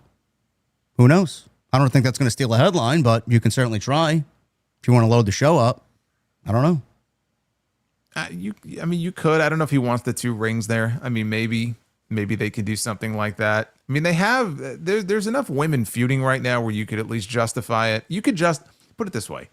You could justify a women's blood and guts match more right now this year than you can a men's. Because there really is no need for a men's. Yeah. If you wanted to do one, this would be the time to do a women's blood and guts, if that's the way that he wanted to go. But traditionally, he likes to use that as a television attraction. Yeah, there's nothing Mr. TK could do. WWE's loaded this show up. AJ Lee has been the loaded gun that they've been waiting on, and nobody saw that coming. So it's a beautiful thing to see that happen and materialize out of nothing. And Triple H got his wish. Just watch the fucking show. We're gonna throw this at you, and you're gonna be surprised and this and that. There you go. We're watching, bro. We're all our attention is on your show now. I know that's what I'll be covering. I want to stick to the women, Jason, because you mentioned Stephanie Vaquer and Io. And that was announced on Monday Night Raw. That is the championship match now confirmed for WrestlePalooza. There's going to be a contract signing next week on Monday Night Raw. Now, you made mention that this is the most logical choice. I think everybody agreed. Everybody listened. Everybody agreed with you. Now WWE throws a curveball at us last night. I don't know if this is going to actually factor into next week's show. But Roxanne Perez says, I beat Io. I should be added to this match and make it a triple threat match. The thing is, and we discussed this, Io and Stephanie is a match that I think everybody is looking forward to, and it could end up being the match of the night on September 20th. I think there's one clear winner here. And I think it's obvious Stephanie hasn't been on TV, and we shouldn't crown her as champion yet because she hasn't really earned the fans' trust, and she hasn't been in front of the audience yet enough to be a world champion. Io, everybody knows there's equity there. Everybody loves Io. She's probably the best fucking wrestler in the entire company. Give her the championship, plus the title will be in a story with Rhea and the Kabuki Warriors. Then we can sell Io and Rhea going into Crown Jewel in Perth. It all just makes sense with Io the champion. The only reason why Roxanne will be added is to go back to what we've discussed the last couple of weeks here, and WWE has a problem beating their top stars. Io beating Stephanie in a one-on-one match, which I know you would prefer and I would prefer, it's not a big deal because Stephanie would be losing to the best wrestler in the entire company, and it's nothing that's going to harm Stephanie. They could rebuild Stephanie up, maybe ever go after the IC title in the fall, rebuild her up, and just do what she needs to do. She's not really a factor on television anyway. I don't know why they won't beat her or beat any of their top stars. It's fucking ridiculous to even talk about. The only reason why they would add Roxanne in there is to beat Roxanne so they don't beat Io or Stephanie. And I find that to be unfair to Roxanne, and I think that's fucking ridiculous. So I hope they keep it a one-on-one match. What do you make of this? Because I know you got your match, which is great. But what do you make of Roxanne being added? Do you think she does? I think there's a chance. I don't think it's a foregone conclusion that she will be. I mean, I don't know. Adam Pearce didn't really, in anything he said, give the indication that he's seriously considering it. But that segment existed for a reason. So it's possible. This is what I thought might happen for that very reason, that they don't want to beat Io or Stephanie, more likely Stephanie. And so Roxanne is the easiest solution in their mind because she's in the match and she could take the losing fall and you save the other person from a loss. I think it's completely unnecessary. I don't think it's not something that I would like to see them do. I think you keep the match one-on-one. That's a solid enough match. I mean, that match is going to kick ass. And not that putting Roxanne in it is going to make it a shitty match. Roxanne's great. So even a triple threat will be really good too. I just don't think it's necessary. And like you said, Stephanie losing or Io losing, because I think Io is the right choice to win. It would be a very brief run, most likely, because I just think Rhea's taking that title in October, whoever the champion is. So it wouldn't be a very long run, but I think Stephanie got to wait on that. Stephanie is going to be a big enough deal for them that you need to tell that story the right way. This woman has been a ghost on television for the entire month of August. I don't think she wrestled a single match. No. Not one that I could think of. 5 weeks. I don't know that she's wrestled a match anywhere for the entire month. And she was in a six-man tag team match with Rhea and Nikki Bella. But I think that was right after Revolution. Yes. So we're going back to mid-July. So this woman has been a ghost on these shows. And then she missed Paris, which means 3 more weeks before she gets her match. And then to just put the title on her, I think would be a mistake. You should build to that. I just think it would be incredibly short-sighted to do that. People would love it because they love Stephanie, but I think it would be a mistake. The reason I'm not sure, and I think it's definitely not a foregone conclusion, is because of this Asuka story.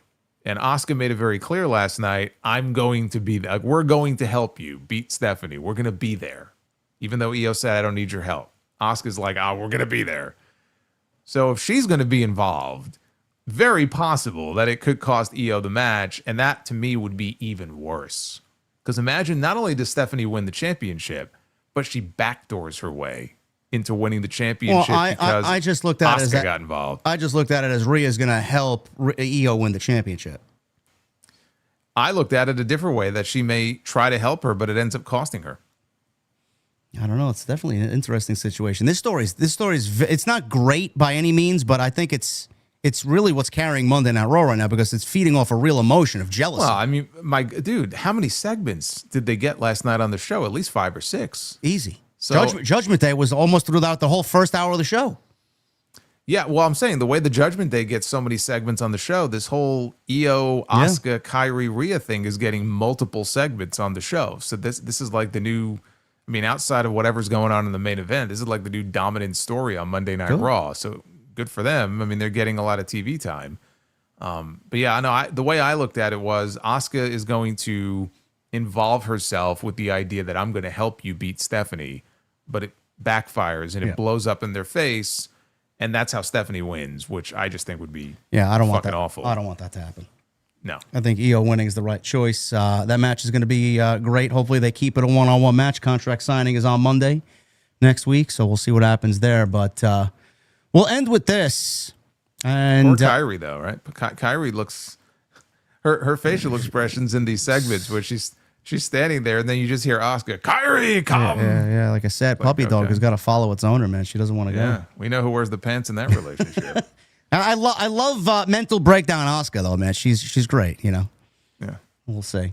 We'll end with this before we get into your super chats. Make sure you guys get them on in. We'll hang out in just a little bit. We had upwards towards 3,200 people in here on this Tuesday night. So thank you guys very much, man. We're looking at another 50,000 view Tuesday night. We love it, man. We love that you love it. Rampage Jackson.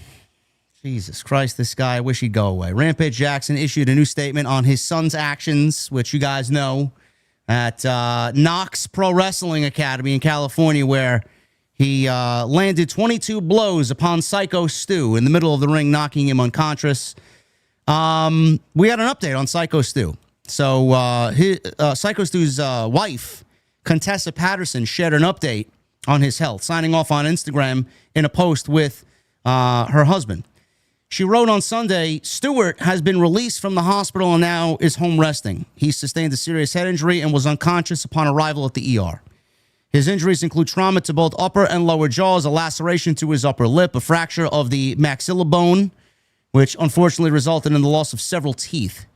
He has a long road of recovery ahead, but he remains in good spirits despite everything he's been through. We are deeply grateful for all the love and support we've received during this time. Thank you to everyone who sent any contributions in any way, whether through monetary donations, food, flowers, or gifts. Your kindness means more than words can express. From the bottom of my heart, thank you. So that was the update on Stu. He's hopefully going to make a full recovery. Long road ahead of him, though. But Rampage Jackson has issued a new statement regarding the violent incident involving his son at KnokX Wrestling Academy. In the statement, Jackson says while his son took things too far, he places blame on a drunk Syko Stu at KnokX Pro Wrestling Academy for allowing the situation to happen in the first place. He also revealed that he and his family have been receiving racist death threats in the wake of the incident. Now, you guys have seen it. You know the story. We both covered it. We're not going to get into the whole situation and how it happened. If you guys want, Jason did a video on it. I did a video on it. We even talked about it last week. He says, Rampage, and I quote, "This has gone too far. I'm sick of being quiet and letting all the low IQ people fall for clickbait. Yes, my son took things too far, and I'm pissed at him for being a piece of shit and the way he handled it. But if Syko Stu wasn't drunk and wouldn't have hit my son over the head with a real beer can while he was live streaming on his own stream, then KnokX Pro Wrestling Academy wouldn't have felt like they had to make things right by letting Raja get back in the ring. If my son would have just went to the police when the beer can incident happened, then the whole event couldn't have gotten shut down, or could have gotten shut down, and he could have sued. But no, my son is not as smart as I'd like him to be." He continued by addressing the fan perception of the incident and the threats he's received. "Now my family and I are getting racist threats because of all the misinformation being posted, so content creators can get paid from viewers. People actually think my son just snuck into the ring in front of a live audience and picked Syko Stu up without permission to be there. Get smart, people. It was staged. But Raja took it too far. He only shook his hand and accepted Syko Stu's drunken apology because they said he could get in the storyline. He was told he could fuck him up, and I have witnesses that say this isn't the first time that Syko Stu has done some drunk shit backstage to a fan. My son should face the consequences for going too far. He knows better. That's why he didn't tell me anything about the storyline. But Syko Stu is lucky I wasn't there when he hit my son over the head with a beer can the day after he got a concussion from sparring the day before. I wouldn't have cared if a bunch of pro wrestlers would have jumped me. I'm a father first. Play stupid games, win stupid prizes. Let's all learn a lesson. Keep your damn hands to yourself." End quote.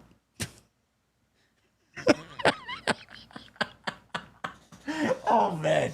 I don't know, man. I mean, why do Hell of a father. Yeah, hell of a father, man. He's father of the year for sure. Why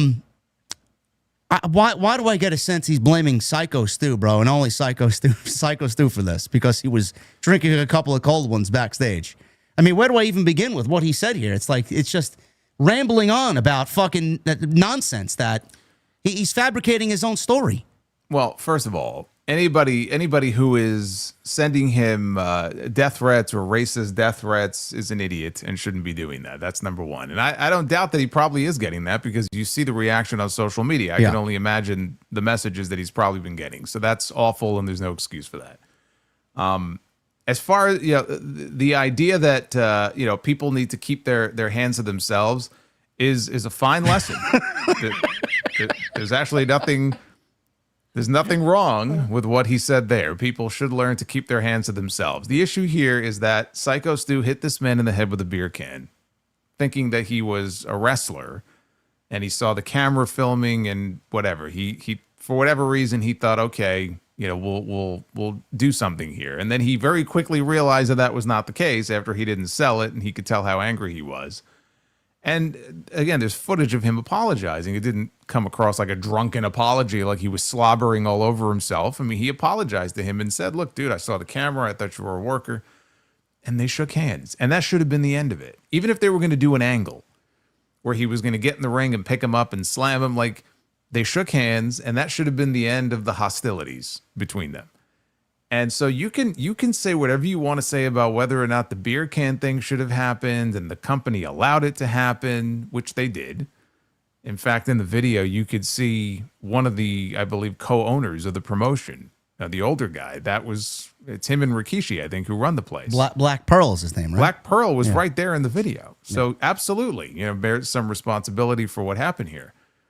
All of this is meaningless, though. At the end of the day, when he went into the ring and did what he did, that's the issue here, is that he did whatever word you want to use. Snap, he went too far. I mean, this was like blind rage, okay? This was him in the ring where if nobody intervened and tried to pull him off this man, Syko Stu would be 6 feet under right now. And that's the real issue here. It was just the savage nature of the attack itself. Went far beyond any sort of receipt that anybody would have looked at and said, hey, this is justified. There was no justification for what happened out there in that ring. Beer can or not. That's the issue that he seems lost on him. And I get it. He's a father. He's trying to defend his kid, and he's getting all these horrible things said about him and his son, and he probably just flipped out and posted that message. It doesn't change the fact that his son still belongs behind bars and needs to be punished for what he did. And I think it's crazy that he's still walking around and we still haven't heard a damn thing about what's going to happen to this kid or this man. I was going off on people calling him a kid, but he's really not a kid. But there's been no update as far as the police. I mean, we've heard things about how it might end up being a state issue, but nothing's been said. There's been no update on the legal front as far as what's going to happen to Rampage Jackson. Now, all these people saying that, he should be, charged with attempted murder. That's not going to happen. It's not going to happen because you have to prove that he intended to murder this man. He intended to kill him. I don't see how they're going to be able to prove intent here. So we're probably looking at some sort of assault and battery charge or something along those lines. But I don't see how this could possibly end without him being punished in such a way where he does jail time. I mean, it's preposterous. It's all laid out right there on video as far as what he did. There's no justification for it. It's not like he was defending himself because his life was in jeopardy. It's not a self-defense claim. So I don't know why it's taking so long. I would hope that they're doing their due diligence and going through, whatever evidence and doing whatever interviews they need to do. But my God, I mean, there has to be some sort of resolution to this very soon. And if there isn't, or he doesn't get punished in any meaningful way, what a fucking joke this entire thing is. I don't understand. I'm rereading this as you're speaking, and it's almost as if he places no blame on KnokX Pro Wrestling Academy. There's no blame on AJ Mana, who was the cowboy fellow that was there telling Raja that he could go get his receipt in the ring. None of these people, like he mentioned KnokX, but he didn't mention that they were to blame. Why was Stu drinking? That's the fucking company's problem. Nobody should be drinking backstage before a pro wrestling show when you got to get in the fucking ring and perform for everybody. Yeah. And then it was a staged thing. And they tried to turn it into a storyline. And I think you said, and I listened to Cornette too, who did a fucking segment on this with Brian Last. Who the fuck are they doing this storyline for? 5 people? Like, what storyline is this going to be picked up by? I don't understand it. Well, the hope would be, you know, he's got a famous father. And so if they're vlogging and they're shooting this shit, maybe not so much the people in the building that night and you know, 50 people or however many people were there, but something will go viral. They'll get it on video and they'll post it online. Rampage Jackson's son, you know, gets in the ring. I could totally see them thinking that that could blow up and be a big thing for them. But they're all idiots. If they thought, look, there are people, there are multiple parties who you could say bear responsibility for what ended up happening. It's not just one person. I will agree with that. But there was only one person who went out there and nearly murdered someone. That's the issue. He was told he could fuck him up too. I didn't hear that on camera. He was told. Well, that's what AJ Mono was saying. That you know, because people are blaming him. He lost his. He used those words though. You could go fuck him up. He said. I don't know if those were the words that he claimed were used, but I know he was making a claim that it came from the company, or at least that's what he implied. And so in the video where he's telling Raja that you can get your receipt, you know, he's crying and complaining like, oh, you think I did that by myself? I'm just relaying orders. You know, I'm relaying what I was told by somebody else. And he's, you know, crying in his own video trying to defend himself. Oh, just like you were in character. That's why you did what you did, because you were in character, right? That's that was the other ridiculous thing that he claimed. You know, he was in character backstage when he made those comments. Like, yeah, okay. So yeah, no one is, and maybe there are people denying it, but there absolutely are multiple people here who bear some level of responsibility. But again, there's only one person who savagely beat another man unconscious in the middle of the ring in front of kids who were sitting in the crowd, and wasn't going to stop if people didn't pull him off that man. That's the issue here. That's what needs to be addressed. And Rampage can blame anybody else that he wants to, but the first thing that needs to happen is he needs to get his own house in order, and there has to be some sort of a resolution here to the Raja Jackson stuff, because if he's not really held accountable in any real meaningful way for what he did here, I mean, my God, if he's not going to get punished for what he did in that video, and there's no consequences for him, no legal consequences for him, I can't think of a bigger joke of an ending to this whole thing. Well, he's a father first, so apparently his house is in order. So if he was a father first, then Raja Jackson would have went into the fucking ring and laid down 22 fucking punches to somebody's face, real, and then nearly killed the guy. If he was a father first, his mental health would be in order, and he would have treated people with fucking respect. If he was a father first, you wouldn't have had Raja Jackson in that video after the incident saying that no one's going to call me a bitch. Yeah. In reference to his father calling him a bitch. And I said this last week, like all the things he was saying in that video where he was saying, no one's going to, you know, tired of people fucking with me, man. He was talking about his father. Yeah, I know. I mean, that's really, there's some sort of issue there. So look, there's a lot of deep-seated issues clearly that are at play here, but I'm waiting to find out what either the LAPD or whether it comes from the state, whoever it is, we should be hearing something very soon, and hopefully it will be, you know, that he is going to face consequences for his actions, because I don't see how this ends without him paying some kind of price. It's ridiculous. I mean, it's absolutely ridiculous that he's still out there just walking around like nothing happened. Well, GoFundMe is set up still for Syko Stu. I think they've eclipsed over $100,000 for Syko Stu. So if you guys want to go and support, I think it was closer to 200. Oh, well, there you go. Good for him. Hopefully we get a resolution to that. The LAPD is still currently investigating the incident. So as soon as we get any news on that, you guys will definitely know. Yeah, 220. Wow. $220,000. A lot of good people out there, man. That's awesome to hear. Thank you guys for a great stream, man. Episode 110 in the books. We're going to get into your super chats in just a second. We covered a lot of ground tonight. We did AJ Lee, Clash in Paris. We even talked a little AEW. So thank you guys very much. We had upwards towards 3,200 people on this Tuesday night. Love to see it. Let's get into your questions, comments, and concerns. Anything you guys want to add, please get them on in. And if you guys want to follow Jason on social media, on Twitter and on YouTube, everything you need is linked down below in the description. You guys know where to find me. Hit that subscribe button down below. And please, we just hit 1,000 likes. So thank you guys very much for all that. Let us begin with Michael Krause, $2 super chat. JD, Jason, OTS, thank you for all that you do. Let's go. Yeah. Thank you, Michael. Thank you, Michael. Hardcore Kevin, $5 super chat. Yo, JD Solo, thank you always for banger streams. Today's question is, what advice would you give to a person that wants to be next, to be the next you? I thought you said next to me. I don't want nobody next to me. The next you. But Goldberg had sent in a super chat here to the stream. Who's next? Advice to the next person that wants to be the next Solomonster or JD. I get this question a lot. I'll let Jason answer this question first. Yeah, my advice would be don't be the next JD or the next Solomonster. Be the first you. I mean, it sounds cliche, but it's true. Honestly, just figure out what it is that you want to do. If you want to be a content creator, maybe it's not wrestling content. Maybe it's some other sports content. Maybe it's movies, music, whatever it is. Just focus on that. Put the work in. Be consistent with it. And if you put the work in and if you're dedicated to it, then you'll do well. But don't worry about being, this person or that person. Just be you. Be the first you. YouTube is a different beast than when Jason and I first started getting our channel started. Going live was not easy for me.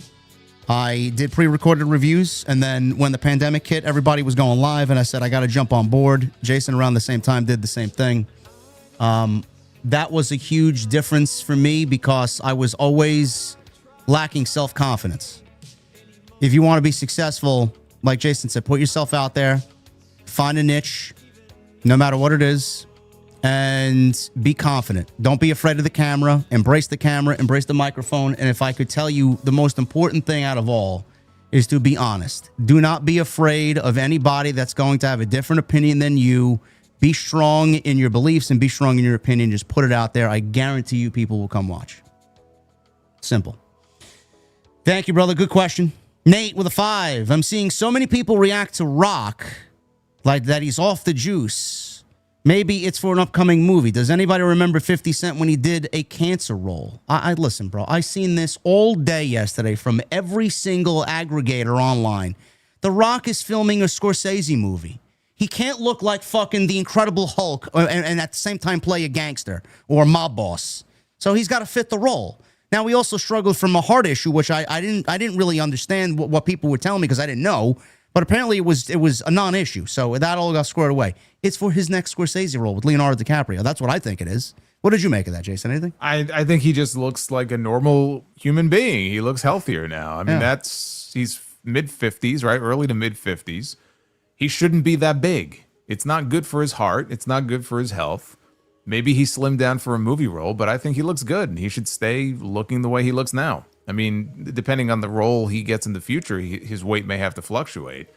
But there's no need for him to look like just this gigantic monstrosity like he was walking around before. I mean, he looked freakishly big.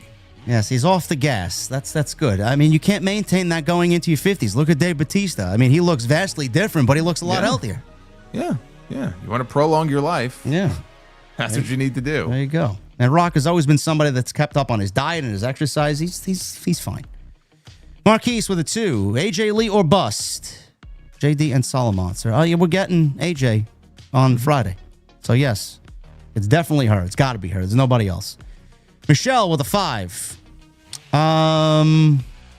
If YouTube lets me see it. There you go. With Heyman's injury angle, are they rehashing what they did with Roman but with Seth now? Will he betray Seth like he did Roman? OTS for life. I'm not thinking that we're getting Heyman betraying Rollins anytime soon, man. We got to see this CM Punk story play out. And it certainly looks like that they're setting. I know everybody was like Sammy winning the Rumble, Jason. I know everybody pushed for Sammy and Seth that maybe at WrestleMania. It certainly looks like they're setting up Punk and Seth for the title.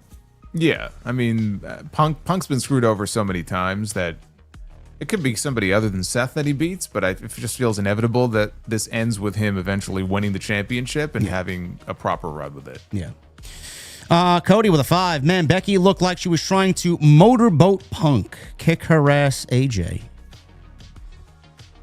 Yeah, she was slapping him around. Definitely slapping him around. I enjoyed that. Tony Khan was living vicariously through Becky Lynch. Absolutely. As he was watching that? Absolutely. Yes. Okay. Robbie with a 499. What's up, guys? Going through some things, but TNT always lifts me up. Also excited to watch HOG Thursday. I'm planning on going to Hog on October 10th. Well, that's great news, brother. You'll see Jason there on Thursday. Yeah, TNT, man. We love it. We love that you guys love it. And whatever you're going through, brother, it's going to be all right, man. Johnny Boy with a 5. Busted open. Never talked about the Syko Stu and Raja Jackson incident. Henry TMZ got too much heat. Probably. They needed to stay. Plus, it was a WWE affiliate, ID affiliate, which they got taken away. So, Busted Open is very WWE friendly. I don't think they wanted to ruffle any feathers with that one. Tan May, 68 months. Thank you, brother. Longest running member here in the community. Thank you, man. DeMarcus with a 5. I would love to see a feud with AJ Lee and Asuka. That would be phenomenal. Sure. One thing at a time, though. She sticks around, you might get to see it. Yeah. Base Beers with a 2. TNT is the place to be with 3 dynamite emojis. Hell yeah. Thank you, brother. Mr. Ruby Dog, 499. Solo, when you bring ladies to your room from the club, are they impressed by the winged eagle belts? If they're not, then they're hitting the bricks. That's it. Oh, man. If they do not appreciate the beauty of the winged eagle, there's a white one too. It's not on the wall. You don't see it, but they can't appreciate that beauty, then I'm sorry. I'm not going to waste my time. There you go. Ryleek with a 499. Before it got confirmed, do you believe if Punk brought out anyone not named AJ, they would have gotten booed? In Chicago? Yes. Absolutely. Sidro, $5 super chat. Therapist says, what brings you in? Got a terrible fear of tsunamis. How bad is it? It comes in waves. And which country has the best railways?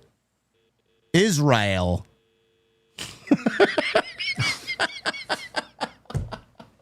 Good Lord. Oh, man. Bro Mobile 07 with a $5 super chat coming to us from Australia. Hey, guys. Good to be back.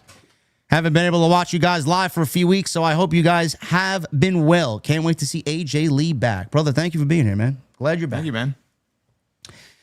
Cake with a $2 super chat. Your thoughts on Painmaker versus Peacemaker? I have not watched one episode of Peacemaker, so I can't really, I'm not a good person to answer this question. So I'm going to go Painmaker just because I haven't seen the Peacemaker. Do you know who the Painmaker is? Did you realize what you just said? I was thinking Chris Jericho. You can't blame me on that one, bro. Yes. Yes. Okay. I thought maybe you thought Painmaker was like a villain on the Peacemaker show. I was All thinking solely Chris Jericho. Okay. Yes. All right. And you still went with Painmaker. Huh? Yeah, I don't know. Wow. That wasn't bad. You didn't like the Painmaker? He had his place, I guess. No. I mean, initially when he first, I want to say that first Tokyo Dome match he did, I think he did the Painmaker gimmick. That was like 2018. Yeah. But as the years went on and he continued the Painmaker stuff and he just physically looked not like the Painmaker, it didn't work anymore. No, I don't want to see the Painmaker back in WWE if anybody wants to know. No. Vulcan 280 with a 5. Tony Khan booking team. An 8-ball, a 20-sided die, a bingo card, and a quarter. That's his booking team. Apparently, it's just him. He doesn't want anybody as booking team. He doesn't want anybody to filter in requests or concerns or anything.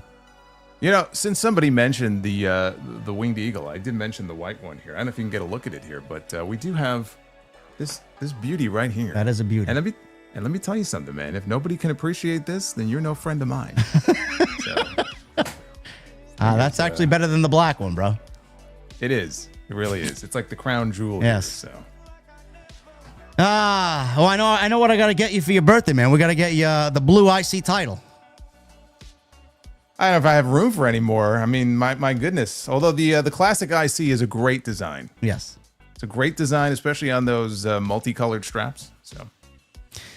Michelle, actually no, C's first with a $4.99. According to WrestleTix, WrestlePalooza has 9,300 tickets sold. All Out is 9,600. All Out started selling tickets in May. WrestlePalooza started selling tickets in mid-August. Okay. WrestlePalooza is going to sell out. As soon as AJ Lee's announced for the show, it's going to sell out. Yeah, for sure. Michelle with a 2. Will Judgment Day oppose or align with the Vision? No. No, we don't need them aligned. Why did we have that time? The Judgment Day. Remember, they worked out a deal with the Bloodline. The Bloodline. Yeah. That's right. That's right. Yeah, that never went anywhere. No, it didn't. Duff's Vids comes in with 4 super chats here. 5 super chats. Oh my goodness. All right, we'll start with this one. $4.99. I can cut a piece of wood in half just by looking at it. I saw it with my own eyes. I got that one. Duff's Vids with a $1.99. Why did Waldo go to therapy? He needed to find himself. Oh, man. Why was there thunder and lightning in the lab? The scientists were brainstorming. Don't spell part backwards. It's a trap. Why did the blonde tippy-toe past the medicine cabinet? Solo didn't want to wake up the sleeping pills. Just kidding. I love you, Solo. Duffs. Thank you. Thank you, brother. Thank you. Carlos Ortiz with a $4.99. When AJ Lee returns, TK is going to keep Jack Perry on Guantanamo Bay for another year. Also, can you see AJ Lee and Paige win the tag team titles in 2026? Guys, what is with you all putting the fucking... Like, I don't understand. Can we just get to where we got to go first on September 20th? Paige. Do I see Paige returning? I think she will return eventually, yes. And Jack Perry? Who gives a shit about Jack Perry? I like Jack Perry. I wish he was... I already told you guys, I pitched him back with Luchasaurus as an evil version of Jurassic Express. Maybe that's the way they go. The tag team division could use them. Angel with the 40 months. Thank you, brother. No message. But Angel does leave the $100 super chat. Thank you, brother. Thank you for that. Thank you, Angel. It was very nice of you. Boss Top with a $4.99. You guys got to pay more attention to Julius Creed. I've seen some of his NXT ring work, and he's more impressive than Braun Breaker. Julius Creed's great. Another team that's just gone missing. Where the fuck are the Creeds at?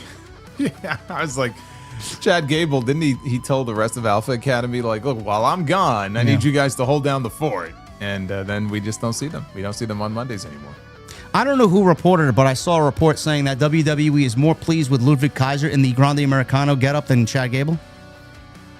I did not see that. I don't know who it was. See that. No. You know who actually has great potential?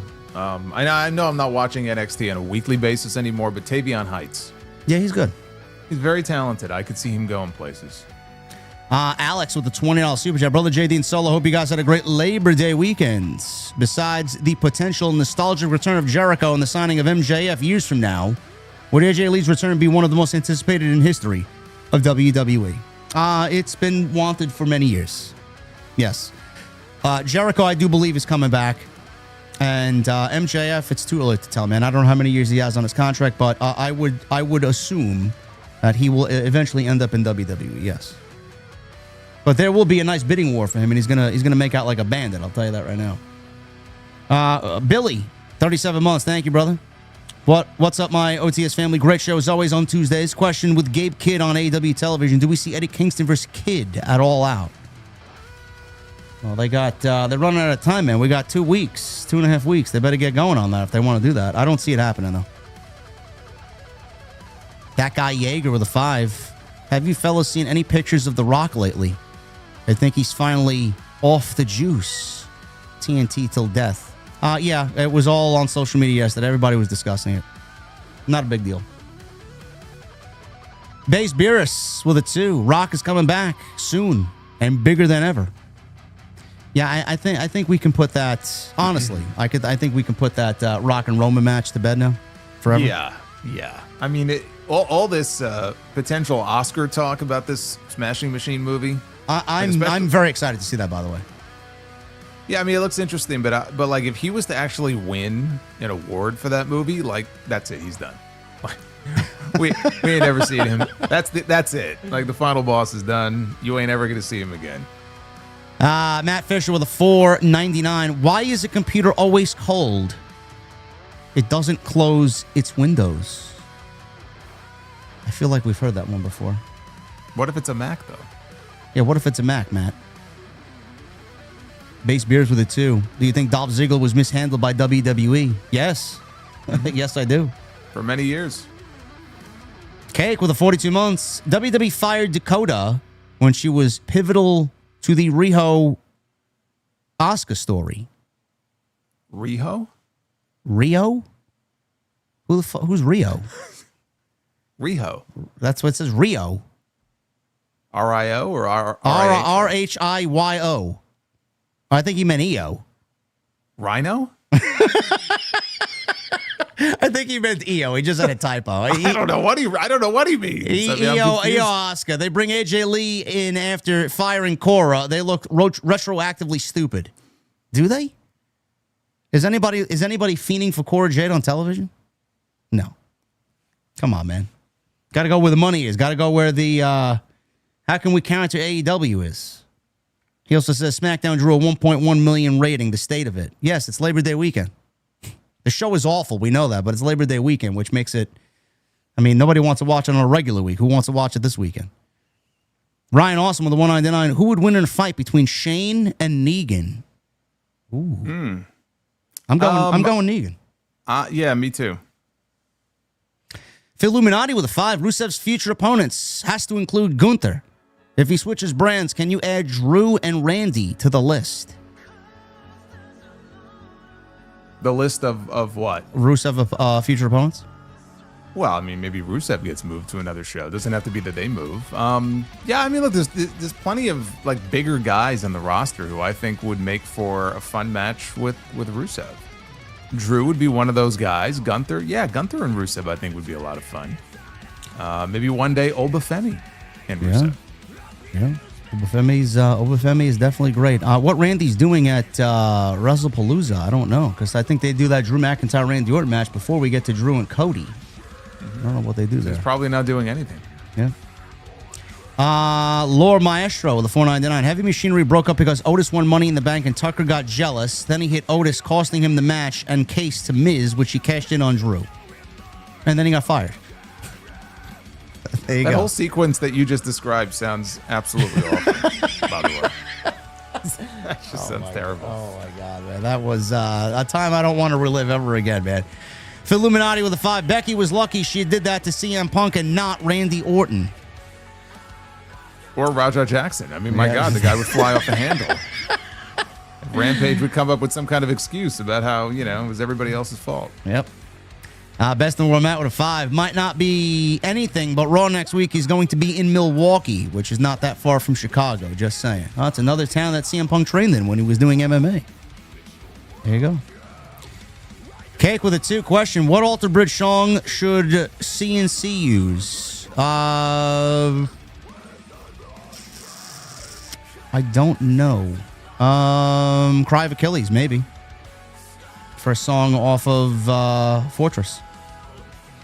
They got a new album. They're teasing a new album, man. They're teasing everybody very badly with these comedy skits. And then they did something today with a 10-second clip of them playing guitar. It sounded great. But, yeah. I'm going to see them in concert in February, I believe. I don't know where. When was their last album drop? 3 years ago. Every 3 years they got an album coming out. This one is simply self-titled. They're getting back to roots, supposedly. Hollywood Guy with a 5. Could you maybe see putting Roxanne as a special guest referee? And will AJ Styles win the belt at WrestlePalooza? No, I don't want to see Roxanne. No. Why would Adam Pearce do that? Weren't we already in something like that going into... No, he made Bianca a referee. Bianca was like, I don't know how to be a referee. Yeah. And he's like, well, you're going to learn fast. No. I would like to see AJ. We didn't talk about that, but I said on my review yesterday, because I was like, man, they made a mistake not putting the title on Styles in France with that reaction. But I get it. Dominic is fighting Vikingo on September 12th, and they don't want him losing going into that match. So that's why they kept it on Dominic. It was still an awful, just dreadful finish. Yeah. I don't know. I thought it was a really good match, and then that finish just suck the life out of that building. Yeah. And with the loaded mask, he hit him in the fucking chest. He didn't even hit him in the AJ had to face. pretend he was knocked unconscious. So fucking stupid, man. It's just so dumb. Sidro with a 2 was hiking and ran into a cougar. Made me Puma pants.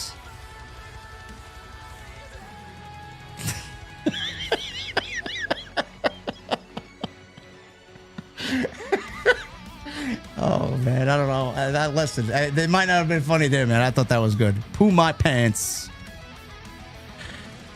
Big Hoss with a 5. Heyman managed 5 guys and a girl in the Dangerous Alliance. I move Andrade and Phoenix to Raw. I reunite the Lucha Brothers and put Andrade in the Vision.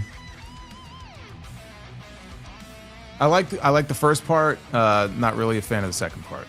Yeah, I don't even know where Andrade is, bro. Let's get him on TV first before we start putting him in factions. Hollywood got with it too. Also, the people on his stream should be punished.